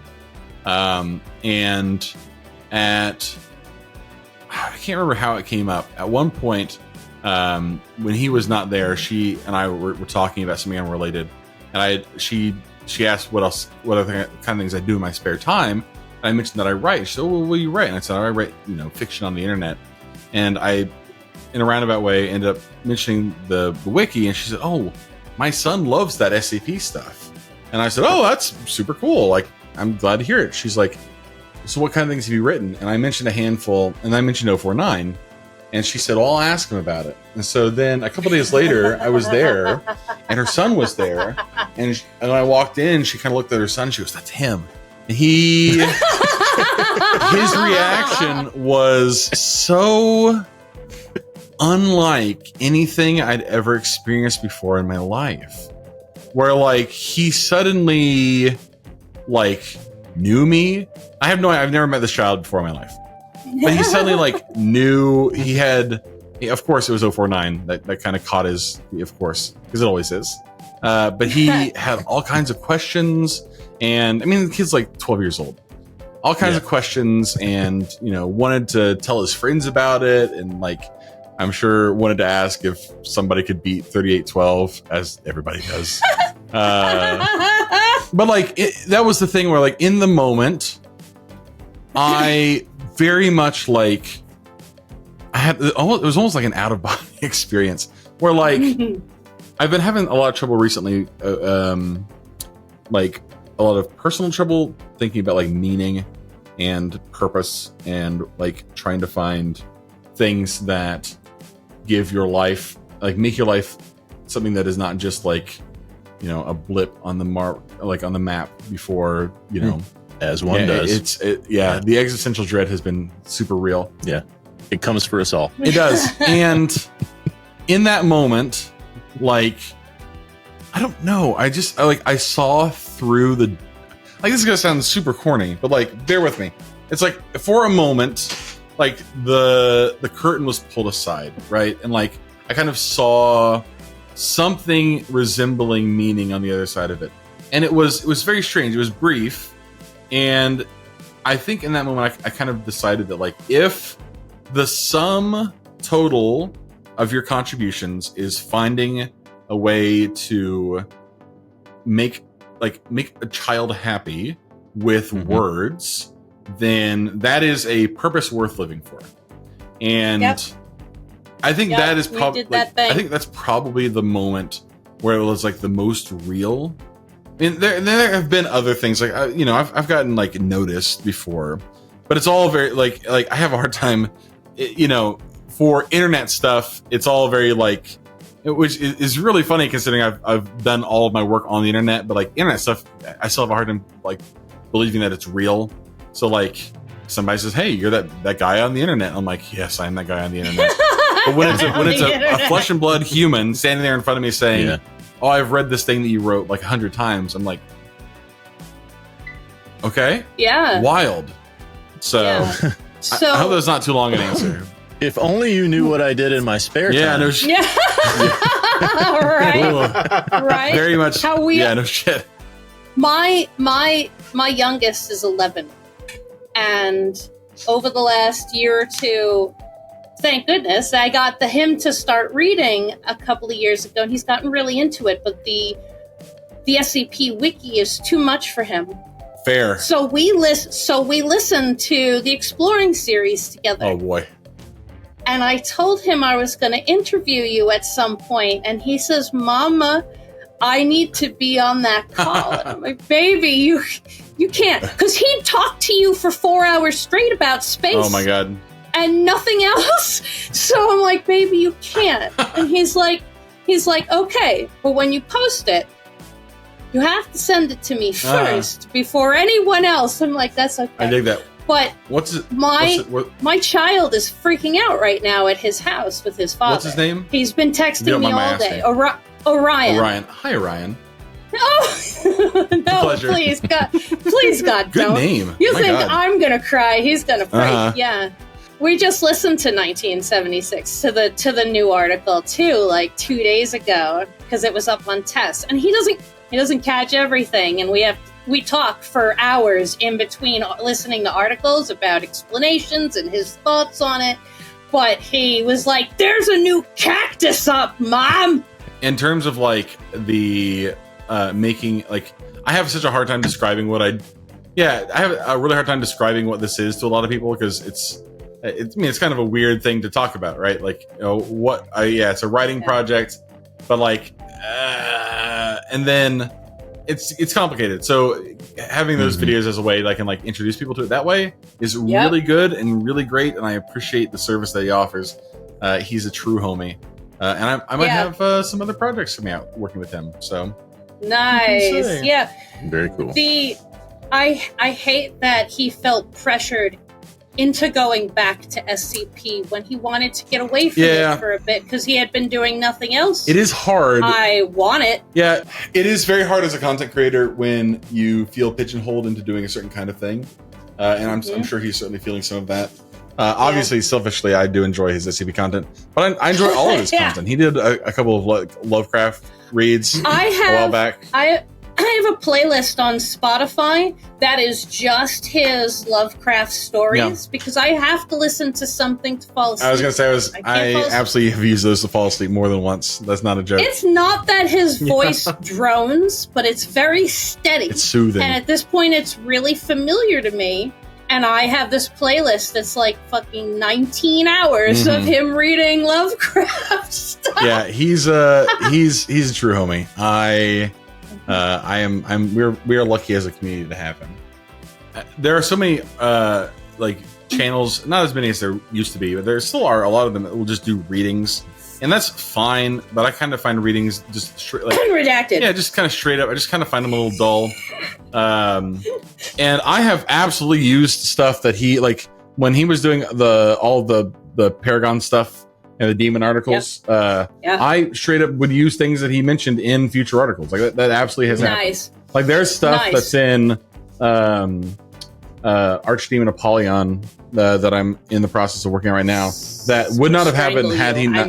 Would not have happened had he not said something about it first. So nice. That's really cool. That's. I think it's a cool, like, it is nice to, and because like I don't have a lot of people reading my stuff before I post it anymore. I have a hard time getting critique at this point because one of two things. I'd have thought you'd been swarmed. Well, not really. Typically, what'll happen, and I don't. This is not a. I'm not calling anybody out or anything like that. Obviously, I am super grateful for everybody who has worked with me in the past and helped me, work through things. But I usually get one of two responses. The first is to say, they'll say, "Oh, well, you don't need any critique on this because you're DJKaktus," which is kind of aggravating. And the other one is where they'll read it and then they'll say, "Oh yeah, this is great," and I know that they have not read it. Like, so people who upvote without reading because they saw a name, and that is like frustrating. We probably had a lot of in 8K. Yeah, it's aggravating, and like I know I don't think it, like I know both of those groups mean well, so I'm not like mad about it. Yeah. But from like somebody who I think still continuously, I'm trying to find new ways to get better at what I do. It can be troublesome to try and find like somebody who I can. And honestly, one of the harder parts about it too is that, so when I first got started, like the first couple of years that I was here, I'm sorry if I'm talking too much, by the way. I hope that. Please it's a talk podcast. To me. That's what we do. So when I first got started, I had a pretty solid, like a pretty big group of like other people who had kind of all come into the same the same zone or came into the wiki at the same time that I did. So I had there were Twisted Gears, obviously, Jay Conwell, cohort, Schubert, Lurked. There are tons of them. There are tons of people who are all around the Ryman. All were all around the same time, and so we were all reading each other's stuff a lot back then, and so a lot of the context for things that I would write about that would end up in my article, they didn't need to know the context because they were reading all this stuff all the time anyway. And it got, now at this point, I'm, where I want to write things that still need a lot of backstory, for lack of a better term. And it sucks that every time maybe this is something that I need to address as well, because it's probably the same way for readers. But if I want somebody to critique one of my pieces of work, I need them to know going into it, this small laundry list of things. It's for context, and that's kind of shitty. It's shitty for me. Certainly, I probably need to get better about that. But shitty for them because they shouldn't need to be expected to do research before critiquing an article, right? So 9 times out of 10 anymore, with very few exceptions, I have a friend of mine from back home who is an editor, and she'll look periodically about stuff that I've worked on, and just for spag stuff, she's not looking to the deep lore. And every so often I'll have, I've had, people around her house and periodically I'll still get, some of the people from the long ago who will poke some of my stuff. But I've just tried to be more thorough about my own editing. I feel like if I can do that, then I'm in a better spot. But the lack of the lack of somebody who gives consistent critique is probably why for a long time my stuff got really long, and I've tried to pull back on that a little bit, but I have no complaints, so don't even fucking I just there was nobody to tell me no, and I knew it would get upvoted, so I just did it. I did whatever I wanted to, and here's a book, go nuts. No one was going to tell me no. Like it or don't. And that's kind of it is satisfying, because that was I have obviously gotten quite a bit of recognition for a lot of that stuff, but at the same time, it is, as a creator, it's kind of toxic. You should never be in a situation where everybody's just telling you yes all the time. That's it's not good. So Yeah. I have been more thoughtful, I think, in more recent years about some of the things that I've been trying to put out for that reason, among others. But I don't remember what this question was. No, it's fine. Recognized as truly recognized as a Oh my writer. God. We talked Oh. about children Yes. realizing who you were as an individual. There we go. And we kind of followed that for a while. All right, first note to self. Critique Cactus. Yeah. Second, any inspirations for your writing? Oh, fuck me. Absolutely. Yeah, and I would go. say Let's talk for another yeah, hour. I mean, I honestly, I'm not even going to talk about real like out of off the wiki inspirations, because clearly, like, I mean, I would not even say that like literature is where I've gotten most of my inspiration. I watch a lot of movies. I came from a background of like I watched films before I read books, which I think is true of a lot of people. But yeah. I enjoyed films from a narrative point of view, and much more than I enjoy just like the lights and sounds and blah blah blah. And good story moments are always kind of like where I draw a lot of inspiration from when it comes to film. However, on the wiki, God, there have been truly so many. I usually credit a lot of like my inspiration to Sorts, who wrote a ton of things back then. I think Sorts is one of our better authors from the long ago. Troy, obviously, was great. Moose was great. Hammer Maiden, who wrote 2000, is an absolute legend. You've got like Kalanen, obviously, I think a polarizing figure, certainly, but I still maintain that his 001 is my favorite. It's very good. Hippo, who is incredible, and we are worse off for not having him here all the time anymore. Hippo was a huge inspiration, especially as I got like later on. Fame Impulse, huge. Solus, huge. All those other, again, a bunch of other people I wrote with at the time. And then, for better or worse, Harmony was a big deal back then. Oh. Right, was a big deal back then. Yep. Like Clef, certainly. All the big names, Gears, certainly. But like, I think what was so compelling about that, and Lurk. God, I'd be amiss if I didn't mention Lurk. Lurk was huge, especially around. She did a lot of great work, especially like around the 25-21 stuff that I drew a lot of. Drew a lot of. Yeah, and that's the thing. Like, I was very lucky that I just happened to show up at the right time and be surrounded by other people who were doing with that crowd, doing great things all together. Like that was I credit that with a lot of the success that I had. And working on contest teams with like ARD and Jareth, and Sumerian as well when we did the GOI contest. Like that wasn't the GOI contest, it was the MTF contest. Because it's a collaborative project, it's very hard a lot of times, I feel like, to find out where like inspiration ends and like because you like at a certain point it's all like, I don't want to use this is gonna sound kind of cheesy too, but like it really is like a melting pot of experiences and a melting pot of different writing styles and inspirations and everything. So like, was I inspired by each one of those people individually? Probably not. Was it more of the collective conscious of what they were working on at the time collectively? Absolutely. That's one of the things I think the wiki as a community has to contend with now as it's growing is, you and the writers that you collaborated with in that bubble, and your cohort, at the time we're all writing.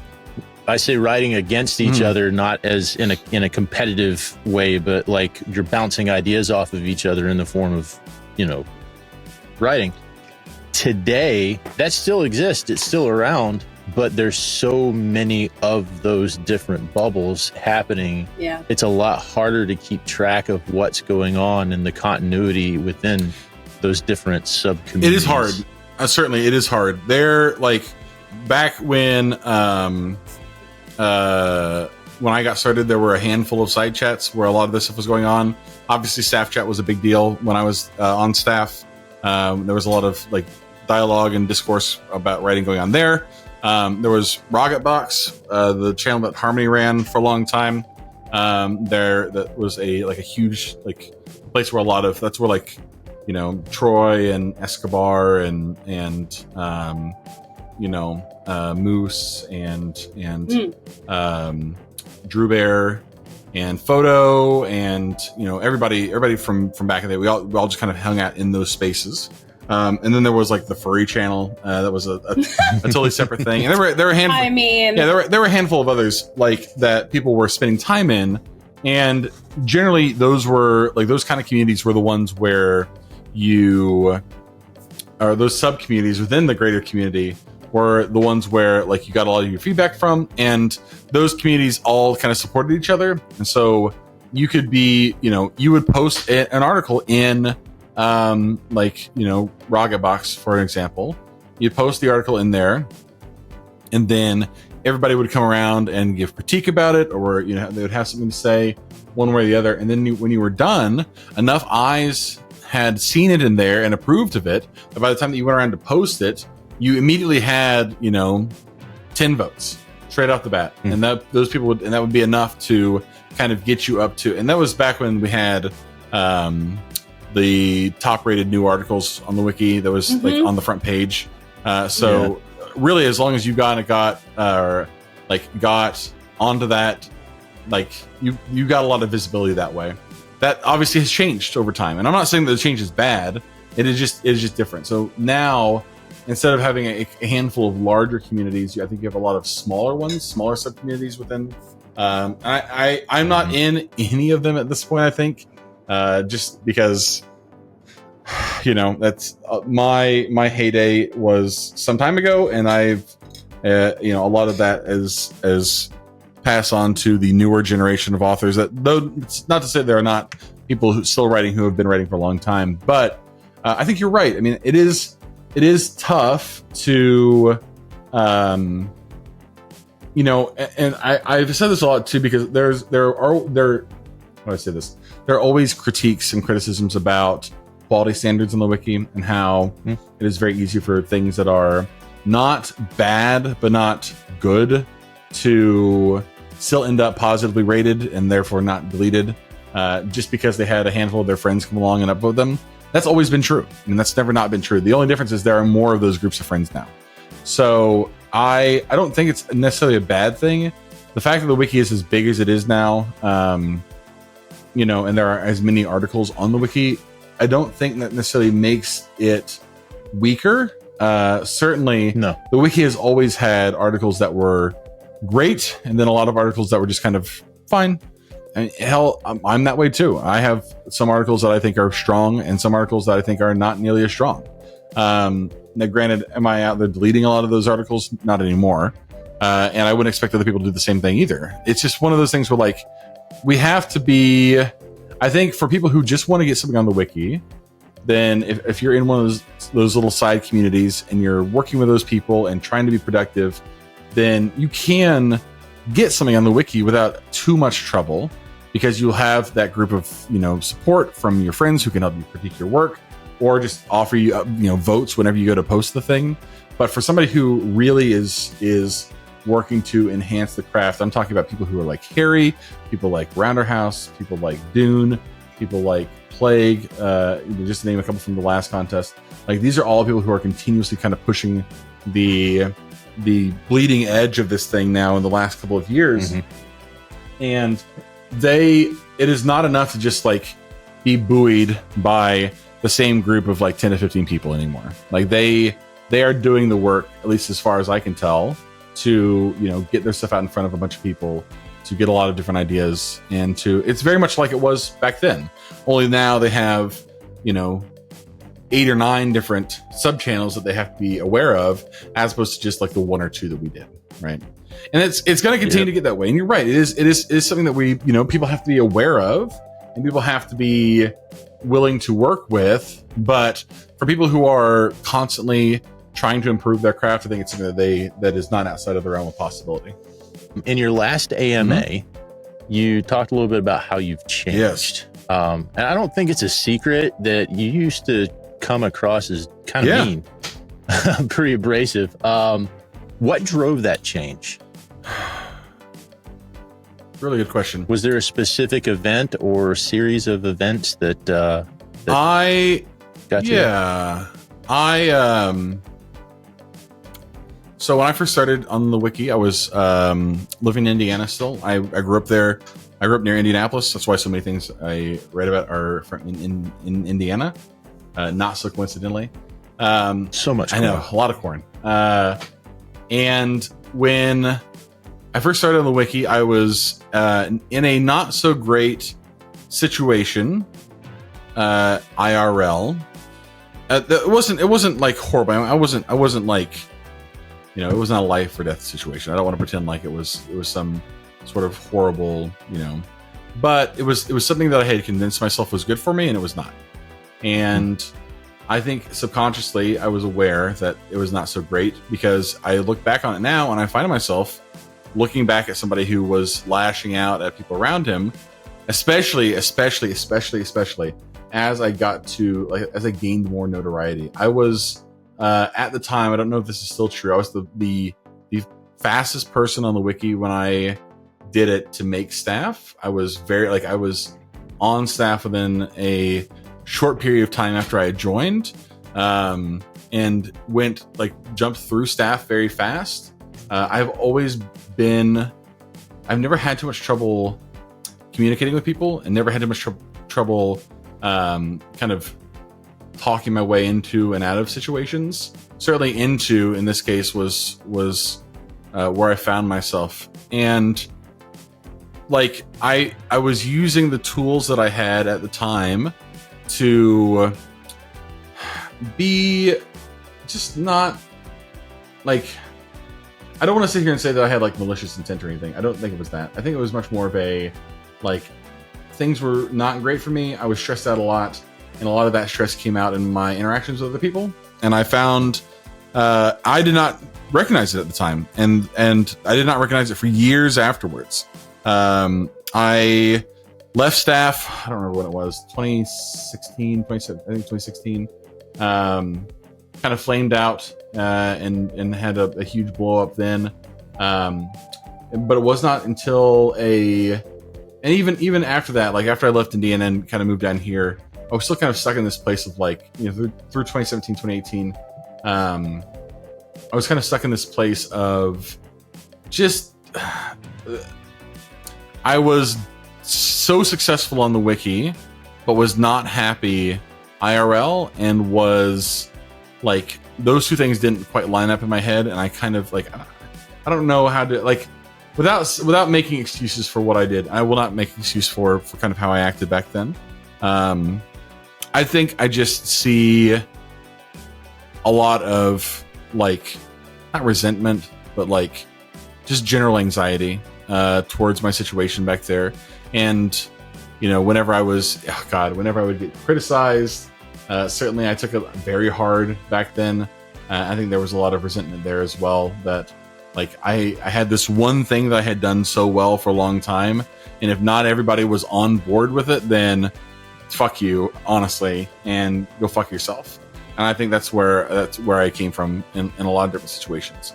And it probably was not until so I moved to Georgia from Indiana in 2017, and I moved down here for work to be close to my family. My grandmother, my Nana, relapsed. Her cancer came back in 2018, like at the end of 2018, and she passed away at the end of 2019. And I think it was like, I very much, in the moments after, like in the weeks and days, or days and weeks after she passed away, I had a lot of, like, self-reckoning I had to do. And very much, like, I found myself wondering, and I've talked about this on Twitter a little bit too, not too long ago, about how I recognized in the moments afterwards that, like, I spent a lot of time worrying about, like, wiki stuff when I should have been spending time with my grandmother in the few days that she had left before she died. And that was kind of a hard one to get grips on. And then I just like in those weeks and months afterwards, I just realized how much like the negativity of the last almost 10 years at that point had kind of caught up with me. And then COVID happened not too long after that, and it was a whole thing. And I think I certainly have not, I'm not like, I don't want to sit here and be like, I'm reformed. Because I don't think that's true. I still find myself like, if I see somebody talking shit, I still find myself wanting to be like, yeah, I can talk shit. But I think like the way I see it now is like I'm 32. I'm certainly not old by any stretch of the imagination, but I can see old coming, and it's down there somewhere. And Thanks. Yeah, I know. Yeah, I know. Thanks. It's somewhere. I'm not saying where it's at. I'm just saying it's out there somewhere. But it waits. It's patient. Yeah, it is patient. It does wait for you. I think the thing for me is that the older I've gotten, the more I realize that we have like strikingly few days that we're like alive, and wasting any of that time being upset or being mean on the internet is so ludicrous. Like, you have such a small subset. Like I kind of look at I like to look at life in terms of like pie charts. I think it's funny. And you look at like time elapsed, right? And here's how much time has elapsed throughout your life. And the sliver of time that I've spent mad about things that happened on the internet has been honestly way bigger than it should be, which is to say any size at all. And the opportunity, being the kind of person who looks forward to like, well, what's it going to be like when you're, on your deathbed and thinking back, all those days long ago, if only I could have spent less time at work. Like, I very much imagine myself laying there and be like, oh, I spent too much time being mad at fuckers on the internet. Like, I just needed to relax. And that, I certainly, the fact that I've pulled away from the wiki a little bit has helped. I think a lot of it is just, realizing that you're not going to please everybody, and you shouldn't try to please everybody. There are going to be some people who just who don't get you one way or the other, and that's not bad. Yeah. I mean, that's everybody's going to have preferences for stuff, and I have always been the kind of person who just sets some people off the wrong way, and that's fine. I'm not going to like, I would like them to, certainly, I don't want them to dislike me, of course, but I also recognize that, spending all of your time trying to lash out at people who you feel like have wronged you in some way, or lash out at people who you think don't like you enough in some cases, that's such a toxic personality trait that I very much have been trying to get away from over the last couple of years. And not just lashing out, but the opposite, the other side of that coin too, like spending too much time trying to get other people to like you. People pleasing. Yeah, it's tough, man. I think both of those things are related. Twisting things in yourself in ways just to try and make people like. Because it's. But what you said about is this? It's a thing that's helped me, and I can relate. The way I do it is kind of I time travel is what I call it, but I visualize, hey, I'm 80 years old, 90 years old on my deathbed, and I put myself in that place. Like right now, my life is flashing before my eyes. I am on my deathbed right now, and is this the way? Is this how I want this moment to be remembered? Yeah. Am I going to feel ashamed for how I acted in this moment at some point down the road? Like, because in the it's very hard to have perspective in the moment, because you literally cannot have perspective in the moment. You're living in the moment. Perspective comes from introspection and time, and it is I think very hard to be the kind of person who constantly is stopping yourself and saying, it's just take a moment. How should I respond here? What is the healthiest way for me, for the person I'm responding to? Like, are there, and it's, it is a hard thing to do. And it is not a process I think anybody ever perfects. Certainly. I think a lot of us suffer from this in some way or another. I wouldn't say suffer, but have to, contend with this in some way or another. And I feel like, just like anything else, life is very much a series of learning experiences, and finding ways to get better or to become a more complete person is all part of the walk. It's all part of the journey. So I like to imagine that I'm closer there than where I was a couple years ago. Hopefully in another 5-10 years, I'll be further along the line than that. So we'll see.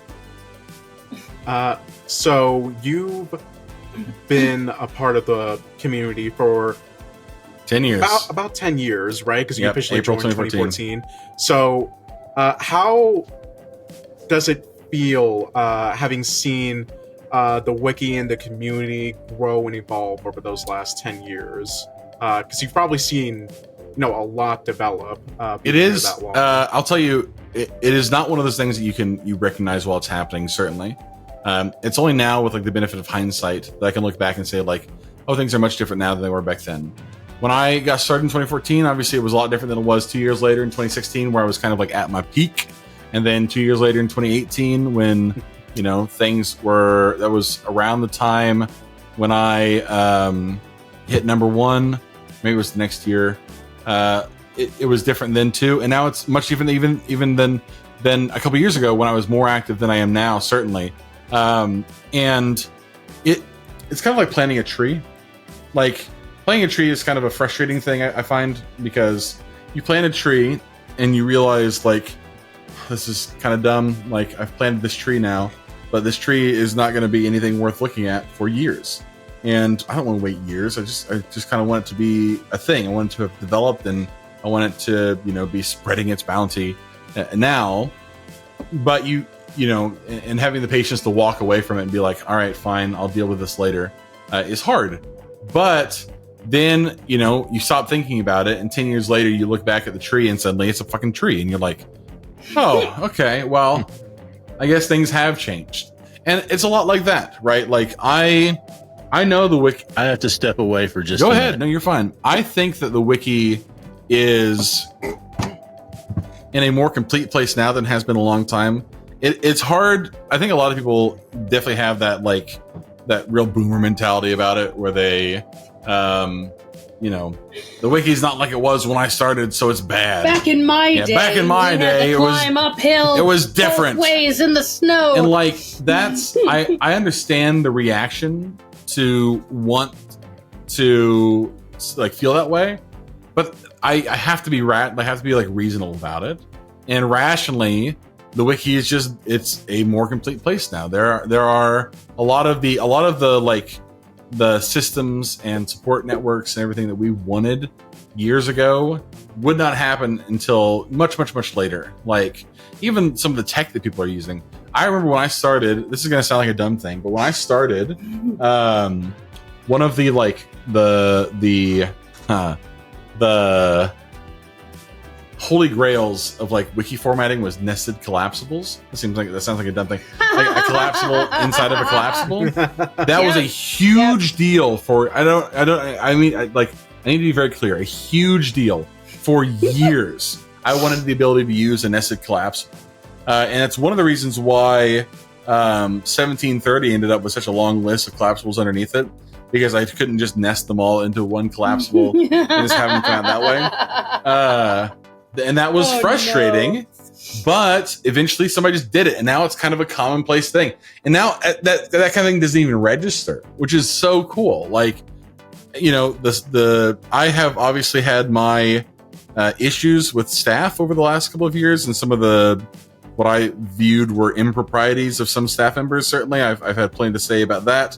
But the staff that exists today is a staff that I feel comfortable entrusting the wiki to me. They've done a fairly decent job, all things. They are no shits taken. They are accountability. They are they've done trying to make it a safe place. And we were not good for a long time. Like, I want to be pretty clear. Like, the wiki was kind of a hostile place for a long time, and I was certainly in on it. Like, it was very much one of those like prison yard kind of vibes where like once you're in, then you can kind of bully the other people around you, but bully the new guys.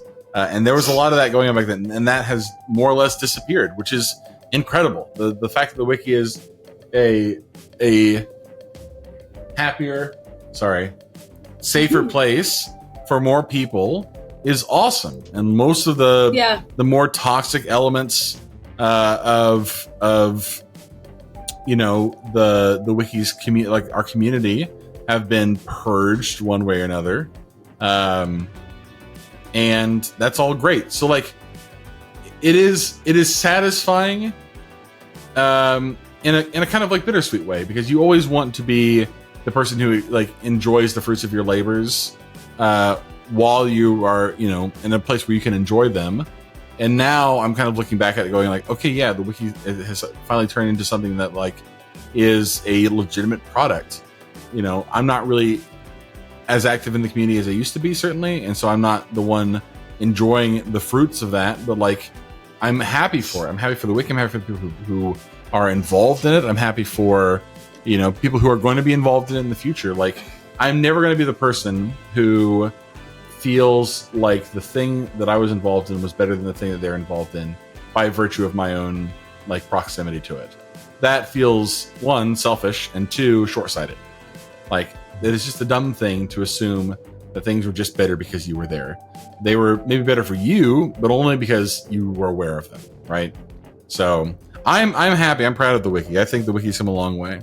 It certainly still has plenty of issues. Certainly still has plenty of issues. But it's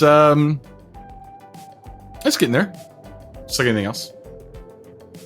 I have a related question. Sure. And then my next actual question. Go ahead. Do you think you, in your not so good years, would have been banned by our current staff?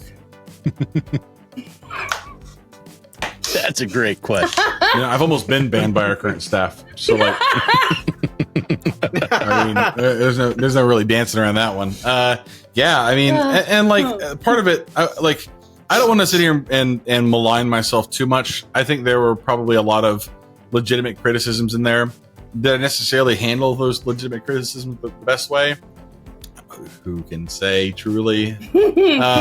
But only time will tell. I think it is one of those things where like I periodically I will gotta blow off the berserker rage. I will periodically just need to like step away and realize like Cactus smash. Yeah, life is too short for this. I ain't got time to be stressed about this stuff. A lot of the staff drama that I was involved in more recently, I guess more recently was like 2 years ago now, but still more recently, that very much was a situation where I was right. I have since been vindicated, and yet there were probably more productive ways to go about what I was trying to do. It's one of those even when you're right, you're wrong situations. Even though you're right, you're wrong. And that's a hard thing to do too, man. To like recognize that even when I was justified afterwards about a situation or about people or whatever, like you can't. You don't need to sit there and like congratulate yourself for it, because like the fact that you were right about a bad situation still means the situation was bad, and like that's not good. You should not celebrate a something being less than ideal because you were right about it being less than ideal. That makes sense. Yeah, it was a net loss for everybody, even though it might have been a plus for you. I mean, like you won, but did you? It is in my mind. It is a lot better to be happy than right, and I would much rather just be happy. But, I find myself like sometimes I find myself sometimes wishing that I was right more than I was happy, and having to like take the step back and say like, it's okay, everything's fine. You can that part of my brain feels like I know this. This is fact. This is objective truth. It is better to be happy than it is to be right. But there's a part of my brain, and it's the same part of my brain that doesn't like suspending disbelief when I sit down to watch a TV it's show. Nefarious, man. Yeah, it's like I have to walk around in real life and suspend disbelief that exact same way, and it doesn't want to let me do it. It very much is it's the part of your brain that's like it very much wants to tell you like, yeah, but like you shouldn't just be willing to lay down and take it. Like you should let people know that you're right. You're right. I have a really hard time with that. Yep. I know I'm right. I know I am, and I will fight you over it. But why? Why am I fighting over it? What's the big fucking deal? And the thing for me that made it more difficult, and it's a contention for me in life right now, is I spent 20 years in the military where it was more important to be right than it was to be happy. And that's almost tough. Every situation. So hard. You gotta uncondition yourself from that. Yeah, now it's hungry. Yeah, I get that. I absolutely get that. Feed me, Seymour. I'm angry. Let's go. Full send. I am right. I am right. I am right. You are wrong. Okay. Are there any young or underrated authors that you would recommend? Young or underrated authors I recommend. Baby authors. This is tough. Hang on, I'm gonna pull up. I want to make sure I get names right. This is kind of tough because I don't know how long a lot of these people have been around. Underrated works. Let me see here. What is he's like they're all young. That's real. That is honestly real shit. Like, and not being as involved in the community as a whole means that. I have not read a lot of things outside of the handful of people who I'm like fairly close with in a long time. There are a couple things I upvoted during the contest from authors I thought did a really good job, and I want to highlight some of those people. Yes, Ariadne's Into the Woods was great. 80-28. I really enjoyed that one. Who else was really good? I think Yossi is probably not a small name, but I love Yossi. I think Yossi's honestly underrated. I think Yossi is underrated. Yeah. I think Yossi is underrated. There were a couple others I thought were underrated. Plague somehow continues to be underrated. I don't know how that's possible. Plague is great. Let me see. Oh, the most criminally underrated author of all time on the wiki, I think, currently is Tufto. Tufto is more than once we've heard that. Spectacular. Tufto is one of those people who I do not understand how his stuff does not just end up highest rated authors is 001 Proposal, and then I think he's only got 4 articles over 500, which feels insane because you look down the list of things that are like Syncope Symphony is on that list. I can't with that. It's one Cascadia of is on that list. The Holy and Heavenly City of Fabled China from the 4000 contest is on that list. Those are all I think Tufto is probably the most underrated author on the wiki. I think a lot of you mentioned Symphony. I think a big problem with that is trying to figure out who the author of a specific story is. Yeah. And a lot of people using their phone. And I read a lot of your stuff. Finding out you wrote something still happens on a too high basis. On the show we were talking about you were talking about an article, and one of us was like, "Oh yeah, that was Cactus." I forget which one it was, I really it makes you feel better. That happens to me about my own stuff. I routinely. I didn't know. Somebody will mention something, and I'll be like, "Oh, that's a cool article." Anna Tashesha. I had no fucking idea. It's been years I had no In idea your defense, that was yours. I only wrote a third of it, so you're not too far off. Okay. It was I collab. think. I mean, I think there are a lot of like. I am not the person to ask when it comes to who should people be paying attention to right now, just because of how disconnected I am. I can tell you, just from things that I have read recently, that there are a lot of things in there that I have enjoyed. But that does not necessarily mean that I, I have a good understanding of their full body of work. If that makes any sense. So I would say those, and of course Plague or Dune as well. I thought 8,000 was incredible. A really well written article. 8,000 was worth it, not worth it, was deserving. Yeah, and Dune is not, like I said, Dune is number 36. I mean, again, all of these people I've been talking about are all, with the exception of Ariadnes, who I think is a little bit lower just because she's fairly newer-ish. I assume so. I don't actually know that for a fact. But like everybody else I've talked about, I mean, they're all like top 50 art or authors now, so they're all like doing well. But even Tupto is in like the top 40. But when you look at like the again body of work that they've put out over the last 5, 6, 7 years, like it is strange to me in a lot of cases that some of these people are not higher up on the list than they are. So I'm going to ask the same question, but on a different tier then. Sure. Once you hang up your cape and scepter, right? Once you give up that, and you're not going to give it up, somebody's going to have to come and take it. But once somebody comes and takes that number 1 slot, first, who do you think it might be? Second, who do you think it won't be, but you wish it was? Hang on. Why would you set them No. up for this? This is good. This is a good question. Hang on. Let me pull up the list real quick. The list. I gotta think. I think The good, the bad, and the ugly. it's hard to say who I want it to be. I think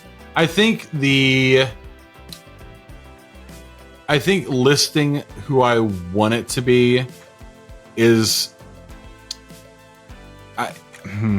it's hard because you never know who. Like, I know for a fact Gears did not know that it was going to be me, right? Like, I know for a fact that he did not think it would be me. Because when he started, I was not an entity. I was not a person who was around. He had no reason to think it would be me. That person might still be out there now, who has not started here yet, and will eventually get that. It is a monumental task at this point to do it.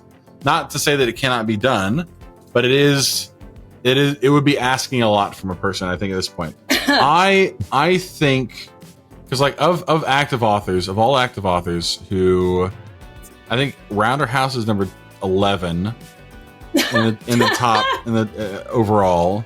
So he is closest. I wonder how close Harry is. Harry would be the one who I think would maybe do it. And not to discredit Rounder House at all. I think Rounder House is a great author. I've worked with him a lot. I think he's incredible. And I think he does really good work. But in terms of just like people who have been prolific recently, who have a lot of that staying power, Harry really, unless he falls off and like just becomes less active, I think it would probably be one of those two. I think it probably will be. It will not be like and the other thing too is that everybody else on the top 10 list are all, with very few exceptions, are all people who, like, just are not active anymore at all. With the exception of Nico. Nico is another one who I thought. I mean, Nico has more pages than I do for sure. And Nico has been super prolific, and Nico is again so lovely. If you ever get the chance to talk to Nico is so good. Of course, the page is not fucking loading. This is driving me nuts. Like, how hard is it to load this page? Please, 49. What page is it? The Skipper users page just has a list of all users that you can order by total votes. Which, not to say that this is a good metric to use for the record, but it is the metric we have. I think probably Harry is who I think it would be. I kind of think I would like to be Randerhouse. Not because like I prefer one of them over the other. I worked a lot with Randerhouse. We've gotten along really well. He is young and enthusiastic, and hopefully will not make a lot of the same mistakes that I've made over the years. Do I think either of them will do it? Absolutely not. Absolutely not. A single one of them will do it. Not one. I have built a castle out of shit high in the mountains, and not a single one of them will even get close. They will not get close. That's not true. They'll get close. They'll get close in the same way. Let me put it like this. The guy who is closest to me has not written anything on the wiki in almost 5 years.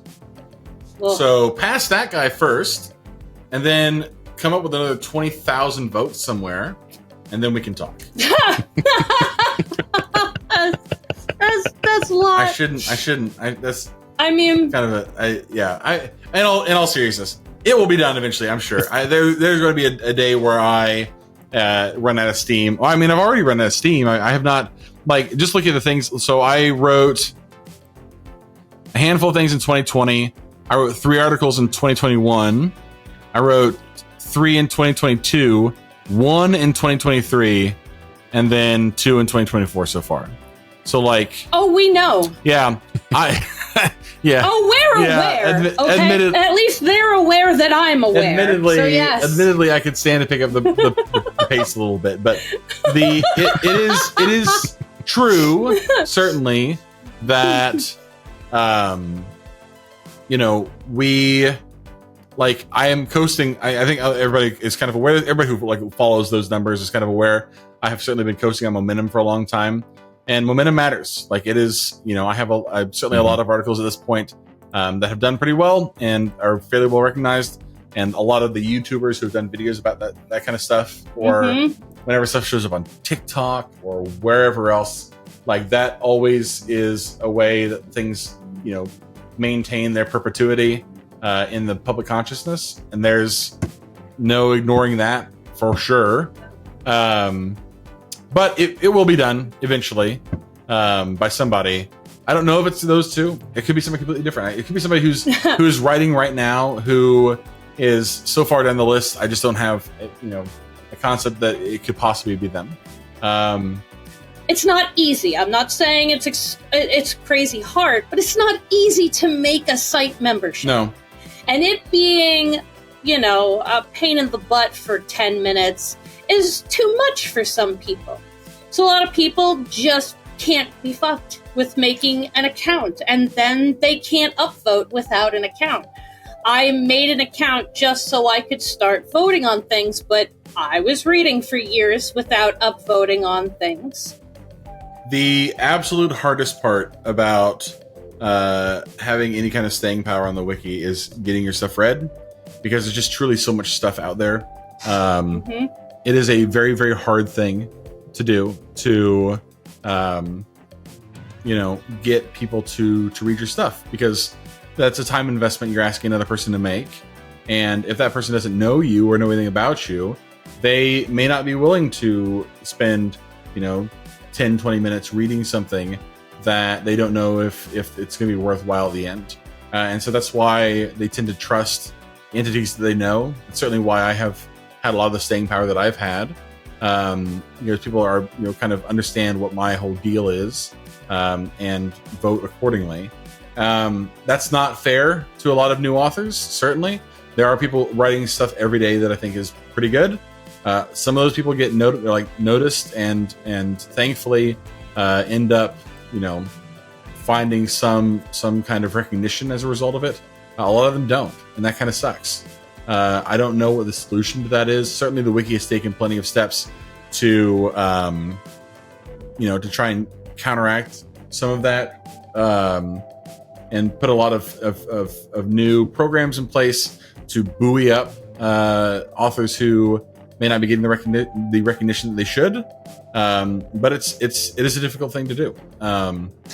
That's a game that you seem to be very adept at playing, is the game of recognition. And it's not just because you established your name through the rules of that game. Is that something that, like, in life that you find is pretty easy, like walking into a situation and being able to decipher the rules pretty rapidly? I am certainly I am a man of many failings, but one thing that I have always kind of had going for me is I don't mean to suck my own dick or anything with this. Certainly, I am fairly charismatic. I think that's probably well understood at this point, and tend to get along well with a lot of different people.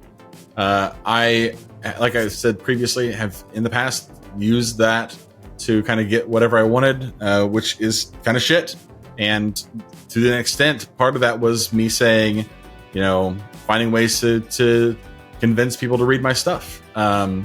Anymore now, I very much am much more humble about it. I am always grateful whenever people are checking my stuff out. I try not to feel. I try not to ever get or feel, what's the word for it?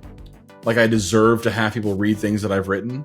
That is I feel like that's a trap a lot of people fall into when they get some kind of head of steam behind them, and they feel like, well, I'm now this named entity. People should want to read the things I've written before, and I've fell into that trap a lot in the past, and it sucks. And it's not a good way to live. That being said, I think as long as you are at a certain point, as long as you're eager and earnest, and you do clearly make an effort to write a compelling narrative or something that people find interesting, and if you can tell interesting stories, like, people are going to respond to that. Not always, and there is a huge game of luck involved too. Like, I did not end up here just because of my writing skill. If that were the case, Hippo would be number one overall. But he's not. It's me, because by a mixture of charm and right time, right place, and other generalized luck, and being able to figure out the format and write some stories that some people thought were cool, like, we made it. So looking, I want to go back to your question about who else would be in the top. Replace me number one.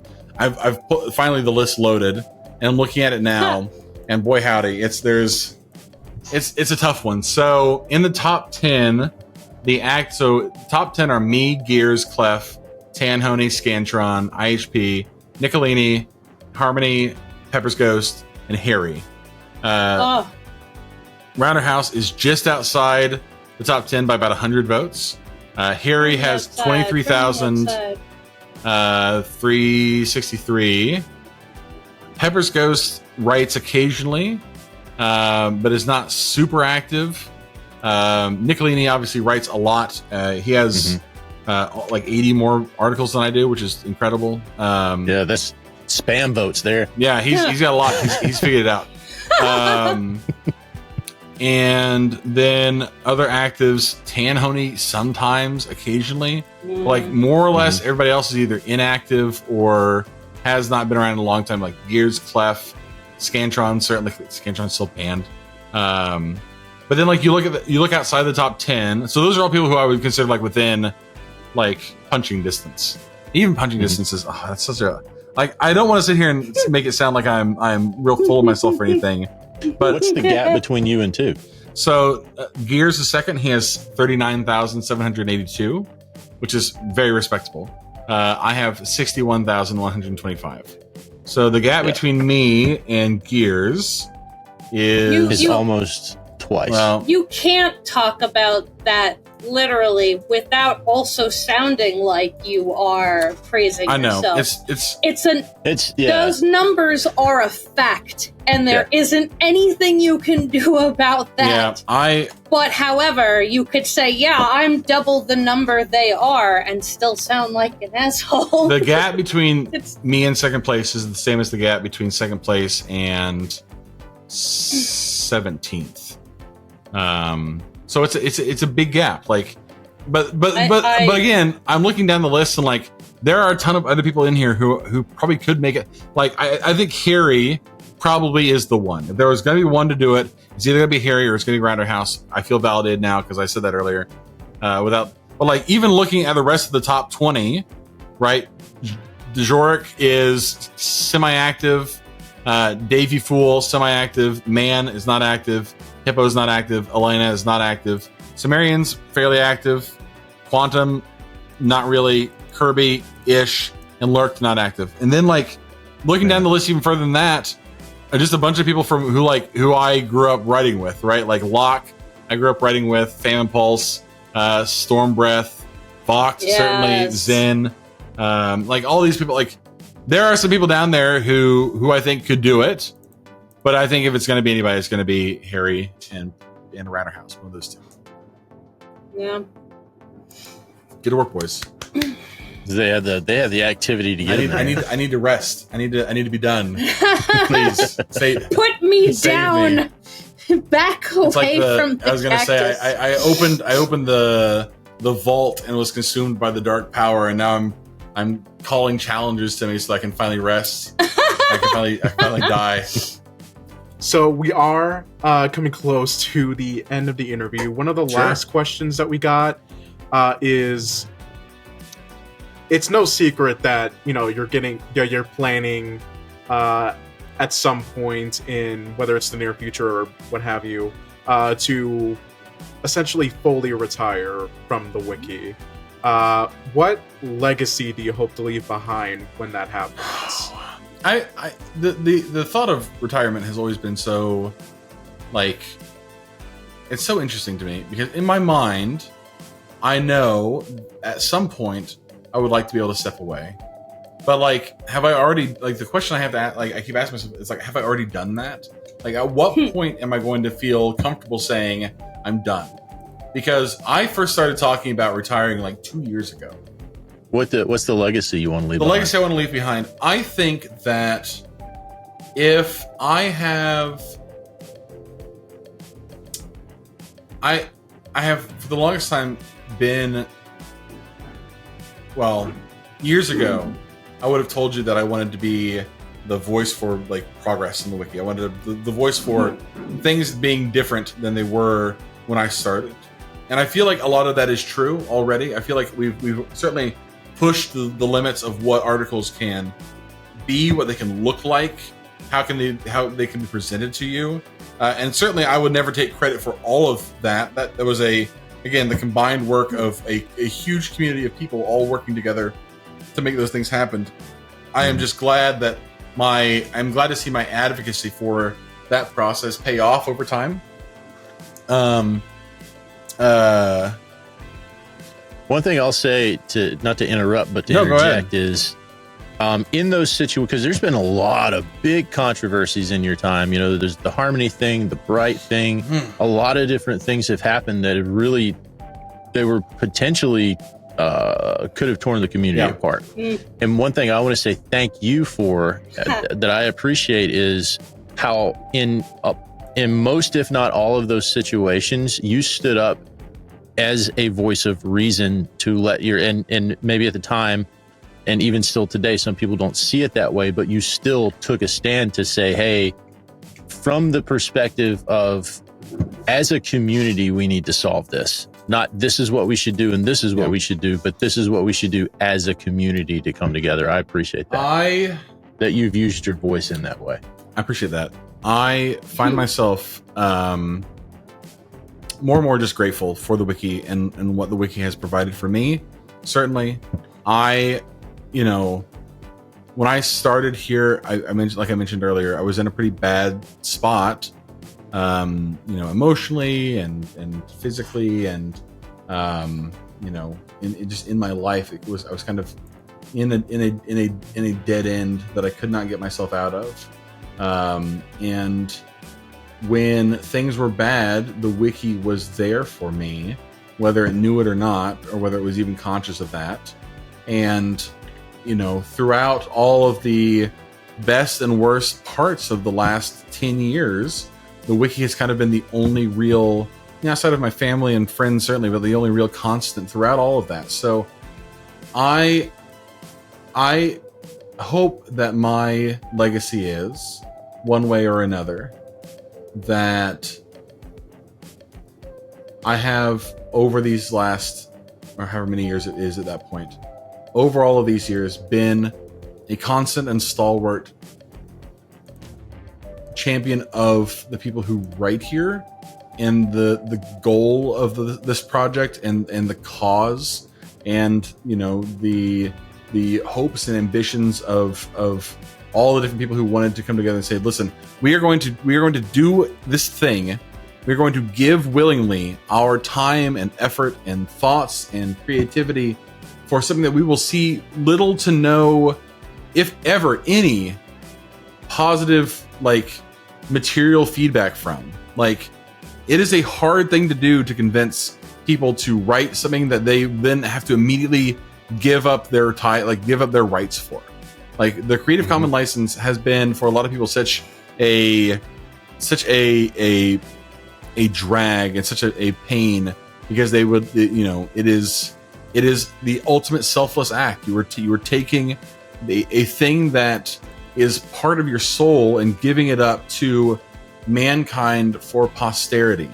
And I believe in that, and I believe in what we've done here, and I hope that people will remember, even if I did get into a little bit, get some trouble sometimes, certainly, just a little bit of smidge, just a bit.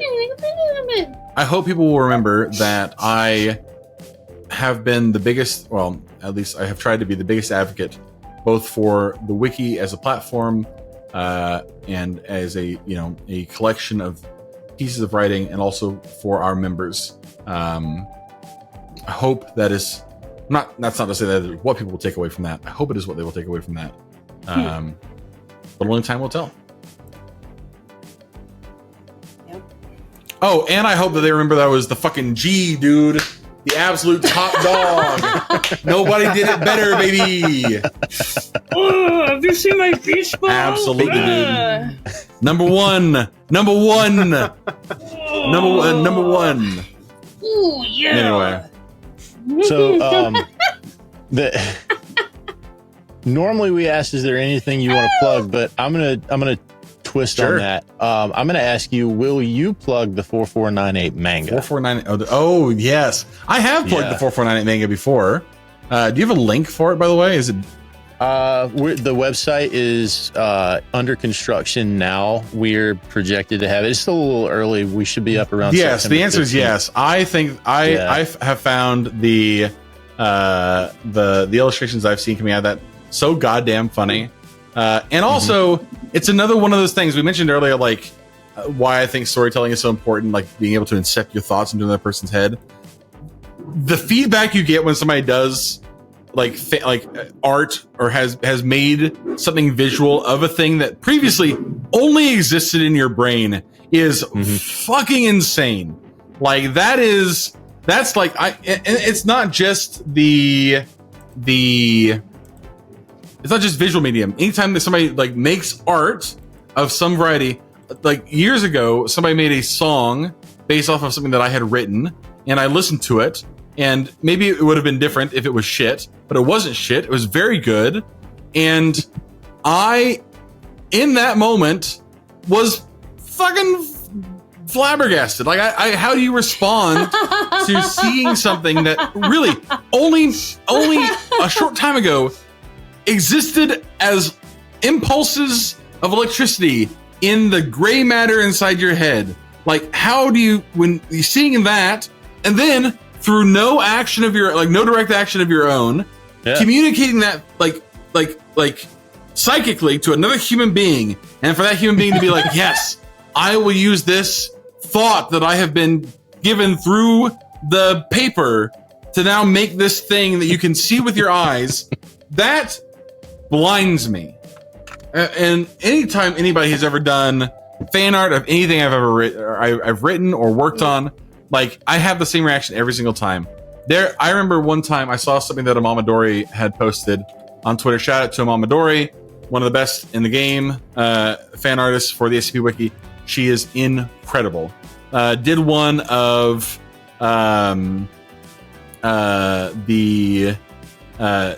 Dear God from Rituals, and incredible.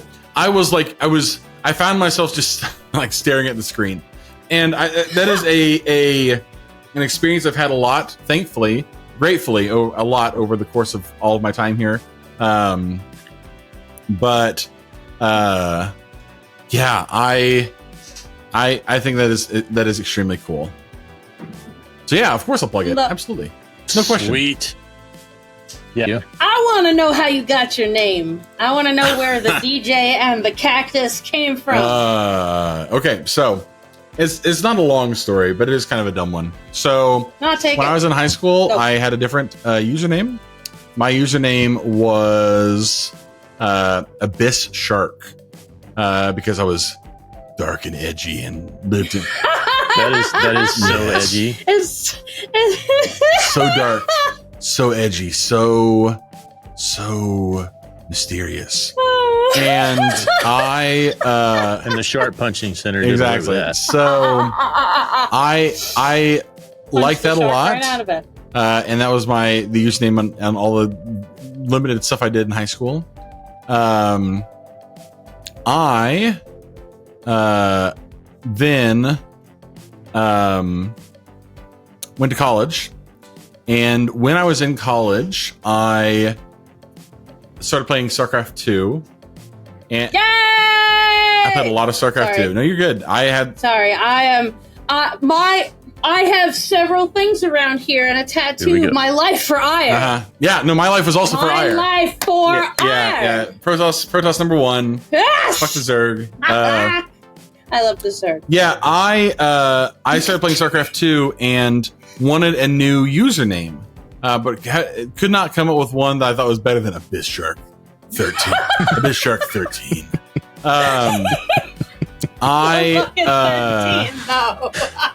Necessary. Yeah, no shit. So I also played a lot of Minecraft back then. That was when the Minecraft beta was out. And I was playing on a server that a couple of the guys who I was in college with at the time had put together. It was one of my college buddies and a couple of other people I knew, and then a couple of other like his friends from back home who I did not know. And I'm in the server, I'm just running around, and I come across a beach that out of the fog comes cacti. So many cacti. Like an army of cacti as I'm walking through. So many all over the place. The beach was almost covered with them. And I'm walking through this now labyrinth of cacti, and I come out on the other side, and on the other side of it, there was somebody had built a wooden gazebo, and on the beach, and in the middle of the gazebo was a single cactus that went from the gazebo to the render distance in the sky, as far up as it could possibly go. And I love next to this cactus in the gazebo was a jukebox playing music, the Minecraft music, and there was a sign on the outside of the gazebo that said DJKaktus' Beach Party. Now, it was not spelled with K's.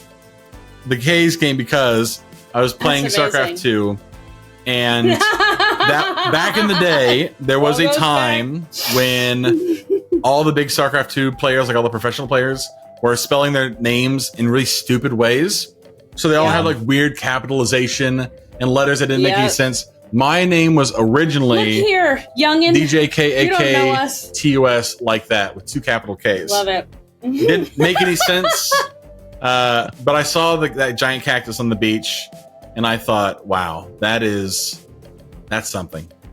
Love it. 10-10. I knew then it was story again. That was gonna be the one. So wonderful.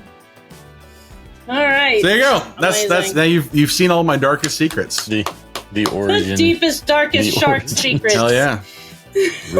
Cactus rising into this. Cactus Rising is a book I would read. That's the name of your biography, Cactus Rising. Yeah, no shit. Slowly, Cactus Rising sounds like a great fucking name.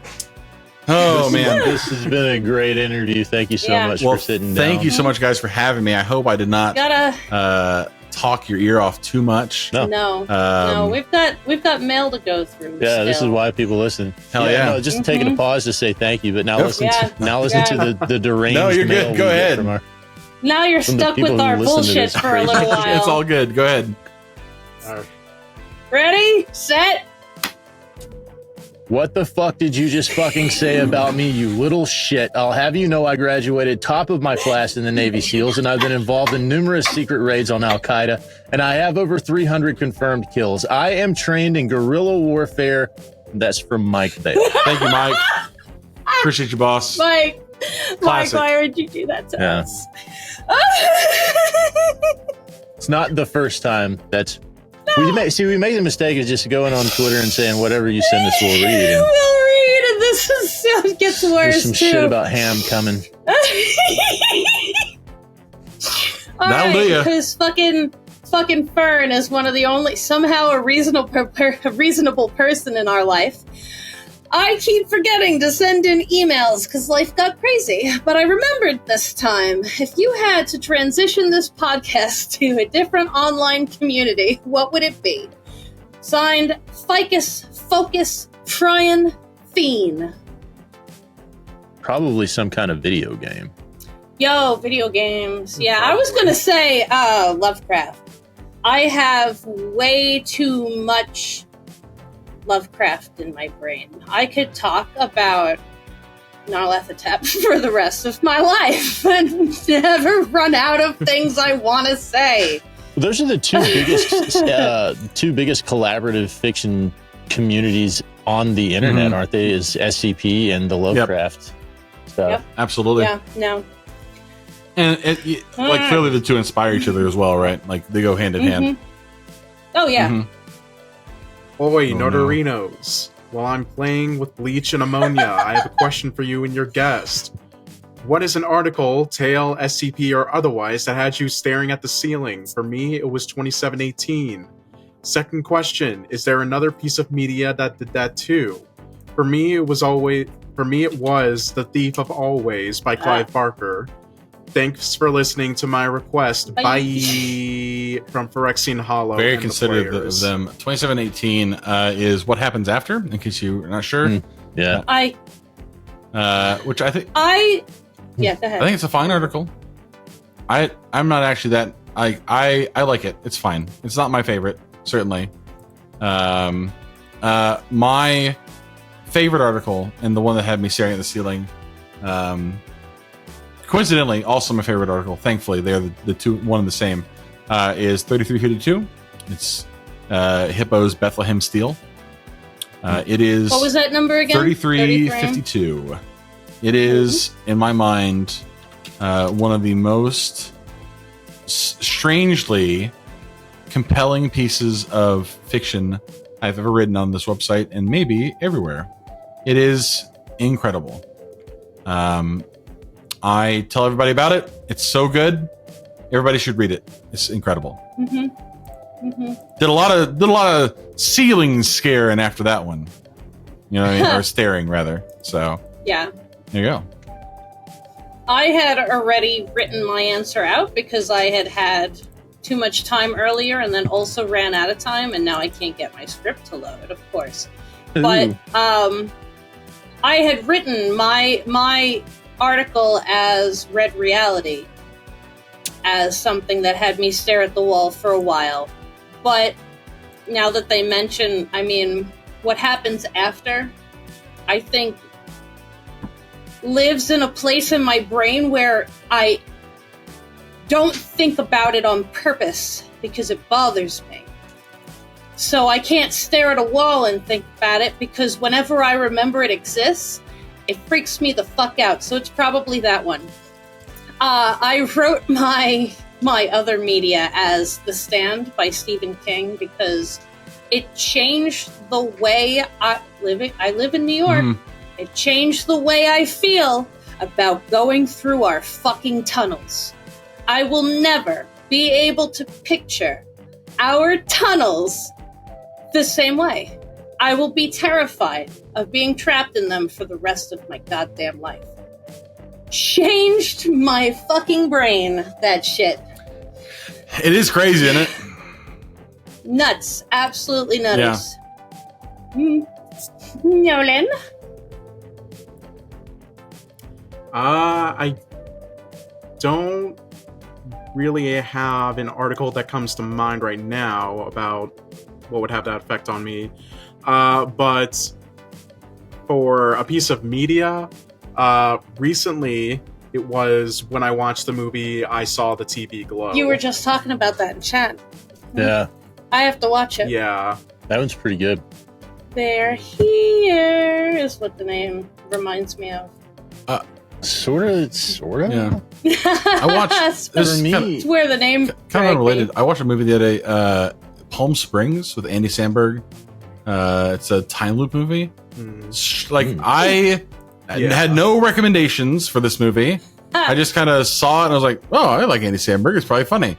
Not really, but it was really good. I really enjoyed it. It's like a couple years old. I think it's 2000 is when it came out. Huh. Andy Samberg time loop movie. Very good. Well, check that out. For me, it was 5832. Which It's one called was that? Stained. 5832 is very good. Yeah. 5832 is kind of ties into 231. Ties into Montauk. Yes, it does. It is. Yeah, and I had to. That's one that I had to read like 3 times. I was like, it's not long either. Wait, no, it's not.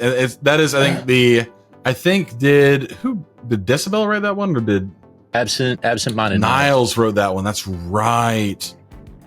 Oh man, that one. Yeah, that's a. Whew.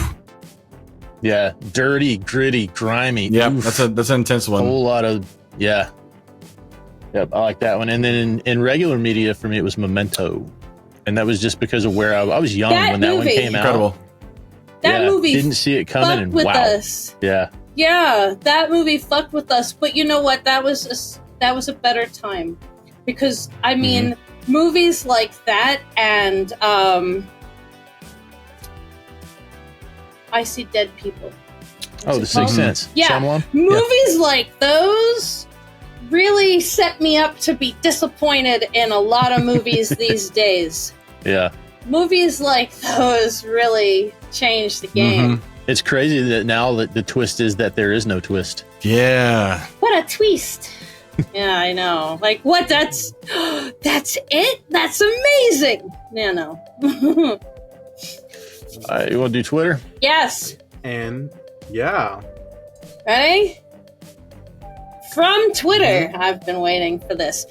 After 10,000 years, I'm free! Now to destroy the world unless I'm stopped by those do-gooding Tau 5.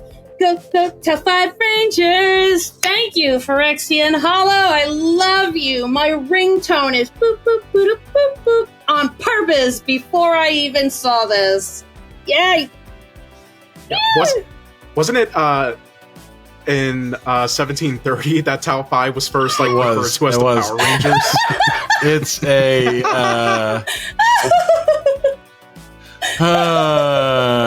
so Phyrexian understood the assignment.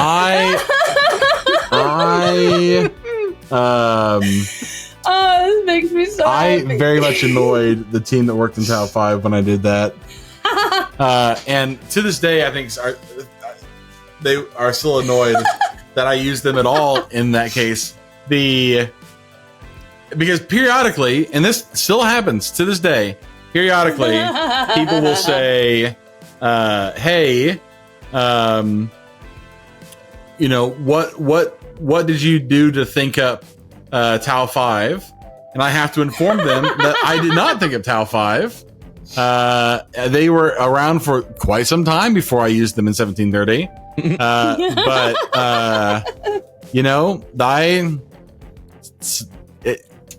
People just read what they read. So I very much, I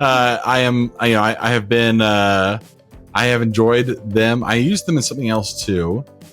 In The Way It Ends, I use them as well. Oh, that's right. Yeah. The Way It Ends is another one of those that just lives in the back of my skull. Yeah. Trust me, I get that too. Oh. Anyway, yeah, there you go. Yeah. Next up, Q from Thanks, Wendy. Wendy. Thank you, Wendy. Nice. Just Yeah, letter Wendy. Q. Love Thank it. you. No, that works. We here at SCP Weekly firmly believe trans rights are human rights, Black Lives Matter, and SCP-3001 should have won 3K Con from Fern. I had to write a note that I said, I agree, but considering our guest, I think this was done on purpose to make me look bad. I'm sick of this plant who is not planted by us at all. I love Fern just made a 3000. permanent enemy. I love 3000. However, Red Reality holds a very special place for me. It's just something else that exists for me as something I'll never forget.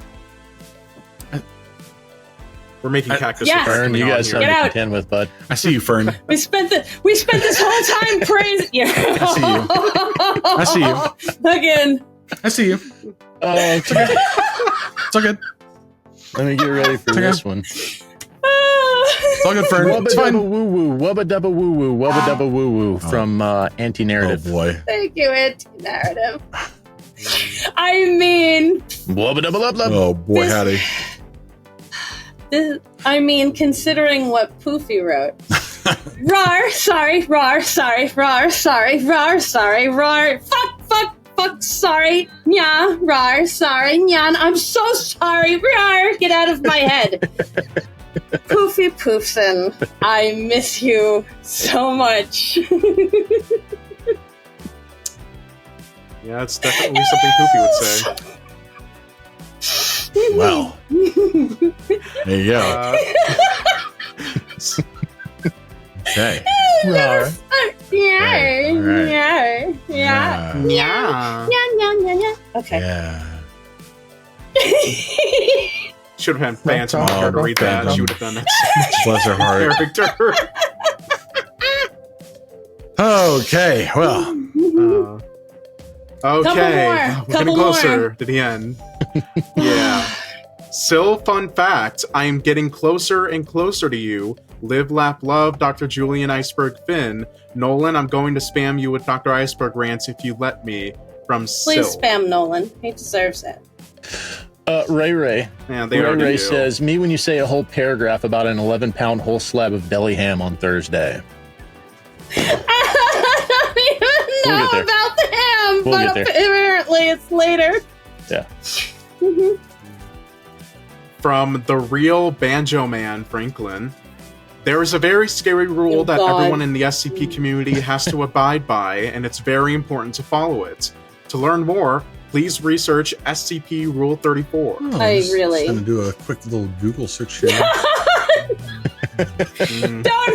Don't, please God, no. Oh. Uh, Oh. You know, I did this as a bit. Cactus. you didn't actually open it, did you? Wait, did you Yeah. actually search it up? Oh. It's a lot No. more mallow than I was expecting. There is so much mallow. It's probably is it- exactly as much Oh, mallow. Is it the yeah. skull that does it for It's- people, or like? Yeah. I don't know. It's Oh God. it's all approximately 95%. Oh, that's That's that is. ass and titties on everything. Just that's Jesus. all we need. I'm just Close gonna. Step Is your back boy in away. there? Back Is Plague away. Doctor in there? Oh yeah. I mean, Absolutely. Oh yeah, there he is. Yeah. Damn, Plague Dog, Yeah. you thick as hell. What the fuck? Right? He got cake. He got cake. Okay, all right. This is Damn. coming not You too gotta- long after a conversation we had about the feelings you get when people make artwork. Yeah, of no the things shit. that you've written. Oh, he's got a goddamn caboose. Dennis. Oh God, no, no! Just step away. Wild shit, dog. Actually, wild shit. Actually, there's a lot of 049 bullshit in here. That's I know. Yeah, I've seen so much Plague Doctor stuff in my life. I need a therapy. I think therapy would be What did they do to my chill. boy? What have they done to my I'd be boy? cool with some therapy, I think. Some Okay, high milk. I'm just gonna. Just Wash the spicy out. I'm gonna move us on. Toad King Studios says FAM radio does not endorse taking amnestics to forget the cringe stuff you did when you were a teenager, because we all need to learn from our mistakes. Oh yeah, Toad King. Toad King's an OG, dude. I don't know if you guys. Yeah. He's legit like one of the oldest in the game. He's been doing it for a long time. I was really happy to see that. He's awesome. Foundation After Midnight is a monument. Love it. Yep. Absolutely essential. Sandwich Munchie says, Unga bunga. Unga bunga.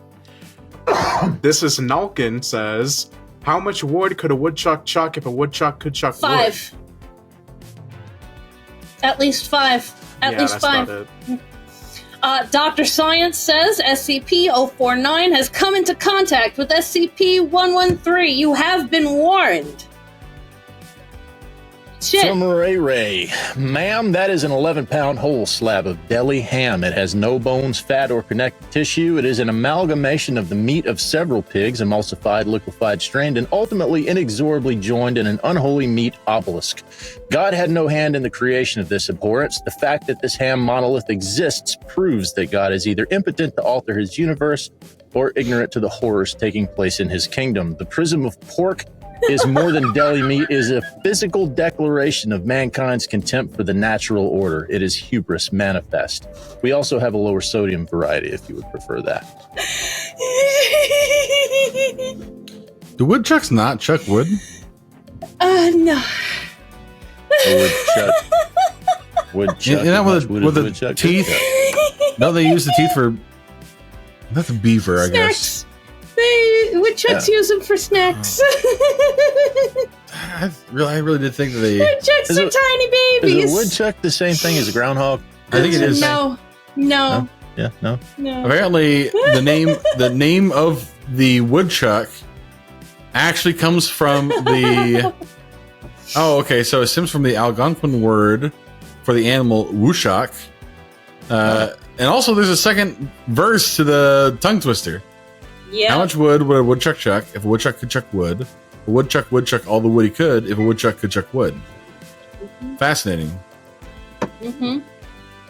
Also called. No, they are never groundhogs. mind. It says they are groundhogs. They are groundhogs for sure. Nice. Whistle pig also redirects here. Yeah, whistle pig. Whistle pig. What the fuck is a whistle pig? That's my new screen name. Yeah, whistle pig. Whistle pig. That's like the Pennsylvania name. That's right. Okay. Yeah. Pennsylvania's got some very fucking funny names. Yeah, we have them. We have them around. Here's the reason that I asked. They're like the golf courses here. Hate them. And then I got a big fat one that lives across the street from the house. Sometimes when I big old boy, I'll just watch him. Yeah, he'll stand up, look around, and then he'll go back to his thing. He'll stand up, look around. We had a raccoon like that. It was just a big old friend. Just a thick as hell. It's a thick boy. Whistle pig rule 34. No, shut. Whistle pig. No. Nolan, you have, I have to read it, you have to read it, I have to read it. Spud! Potato jump scare! No more 34s, thank you, go. Yeah. From insert name here.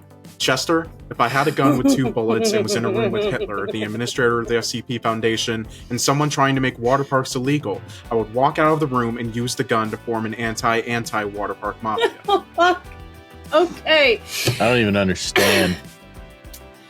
I tried to like wrap my head around that, and I gave it about 30 seconds of solid thought, and I was like, "This is Twitter. I'm leaving." Yeah, anti water park. Yeah, I mean, okay. CEO of Mothman says, "Listen, I needed to read this on purpose. So, listen, I know you want to fuck anomalies. Don't. It's dangerous, and if you get pregnant, you're absolutely paying child support." Hell yeah. That's all we have for this week. Thank you all so much for joining us. Thanks to our patrons Arsfel, Lack of Lepers, Ian Anderson, and Evan McDonnell for supporting us at patreon.com/SCP Weekly. Your support helps us keep the lights on. Intro and outro music was Caught You at the Perfect Time by Superintendent McCupcakes. Thanks to Cactus for spending time with us. SCP Weekly is distributed by Smooth Cadence Productions. SCP Weekly is not affiliated with the SCP Foundation Wiki, and as such, the opinions presented in this program are our own and do not necessarily reflect those of the Wiki or its staff. Music is provided by Epidemic Sound. Content relating to the SCP Foundation, including the SCP Foundation logo, is licensed under Creative Commons Sharealike 3.0, and all concepts originate from the SCP Wiki and its authors. This recording, being derived from this content, is also released under CC by SA 3.0. Until next time, I'm Kelsey. I'm Rabbit Fangirl. And I'm Nolan, the K is silent. And this was SCP Weekly. Who am I again? What's my name? What's my name again? Say my What's name, say my again? name. What? I'm glad we switched to Thursdays because this is 4 hours and 45 minutes. I'm trying not to think about it. Yeah. I'm trying not to think about it. Good episode. Hell yeah. Well, Great there's almost an hour in there in which we were waiting to meet up with Cactus. Yeah, we killed some Dan, you time guys in were the talking middle, and before then I got here? Oh, boy, howdy. He had started 10:30, and we were waiting for you by 11:30. I could have started earlier. We always go long. No, we ran. Technically, it was 8:30 my time. I'm a runner. I'm a track star through the opening of our fucking show. Incredible. As opposed to most every other time Because ever. we go through, we go through like what site policy proposals. We read through the blotter and talk about everybody that's been banned from the site and make fun of them for that shit. And then it's a lot shorter than normal. And, They've learned our writers have learned how to condense it a little bit and give us the the wiki policy, good snippets. We used to read through like every second or third one would be this guy used AI. This guy used They're AI. all AI now. 50 a month. I enjoyed doing that. They are all Membership so many revoked. AIs. We will never understand it. Periodically there's always like a new wave of like somebody does something and then a lot of the copycats afterwards. The AI thing I imagine is probably not going away anytime soon, but it does make the log of like recent staff activity kind of a bear to read through. It's just like it's the same shit over and over again. It's really dumb. Yeah, they changed it to now there's an AI detection team, so it's different. So we don't have to sort through all the That's disciplinary good. stuff That's to get to good. the AI Yeah. stuff. Smart. Yeah. I wanted to wait until we were done with the official show Sure. to harass you properly. Oh, okay. Where the shit. fuck is my next paragon? Arch. I am gonna reach through this screen and Archdemon wipe Apollyon. tears on you. I've kind of gone back and forth a lot on Archdemon Apollyon because I very much am like the kind of writer who has moments in mind whenever I'm writing. Like I write from the perspective of like I have in my head a couple different beats and I know I want to hit those beats, and then everything I write is kind of how to get between those different beats, which That is makes sense. normally okay.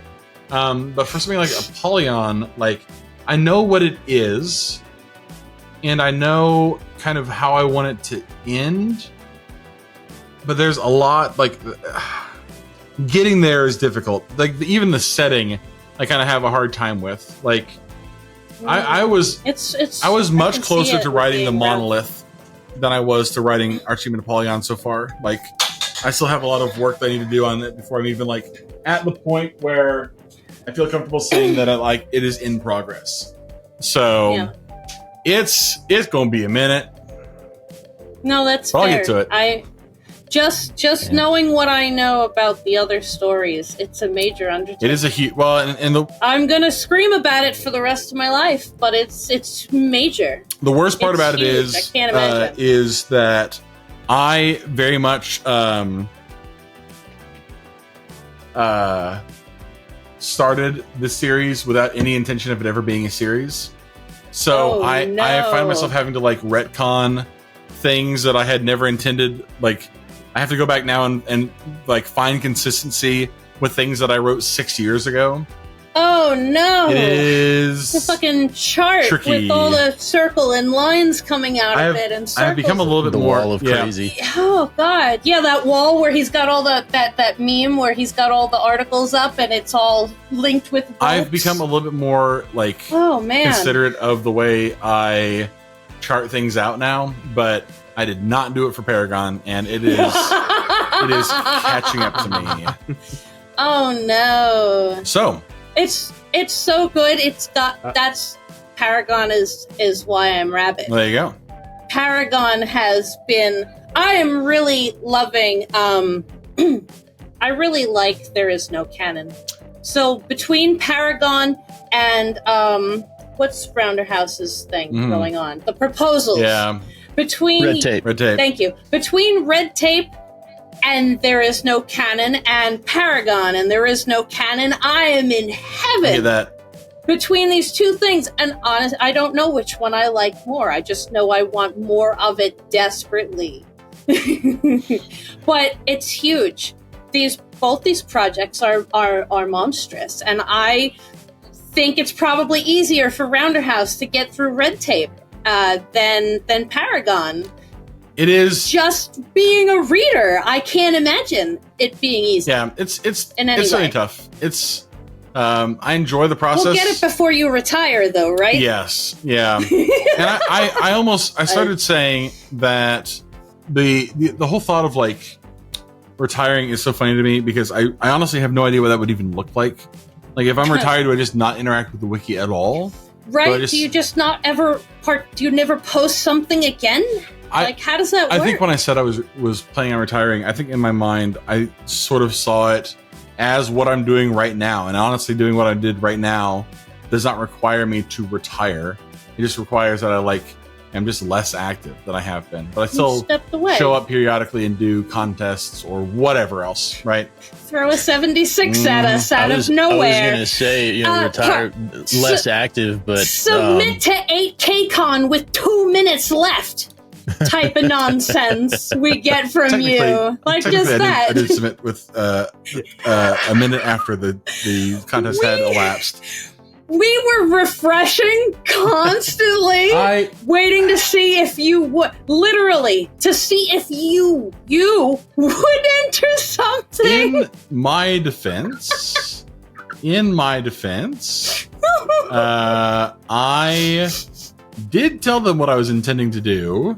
And then at the end, I can't remember what it was exactly that caused me to be delayed. I think I had forgotten to change a number or something, right? I had to go through. Oh, I remember what it was. I had to go through and change.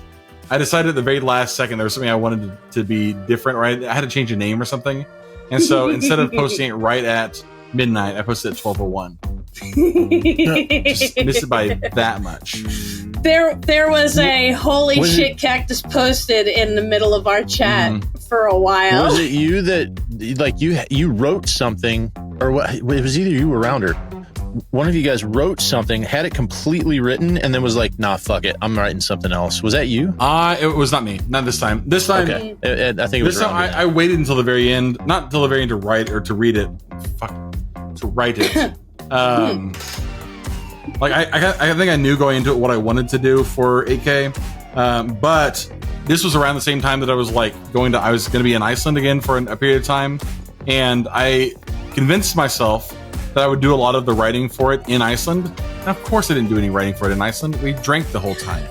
So there was absolutely no chance I was going to get anything done. And then I came back to the States and putted around for a week.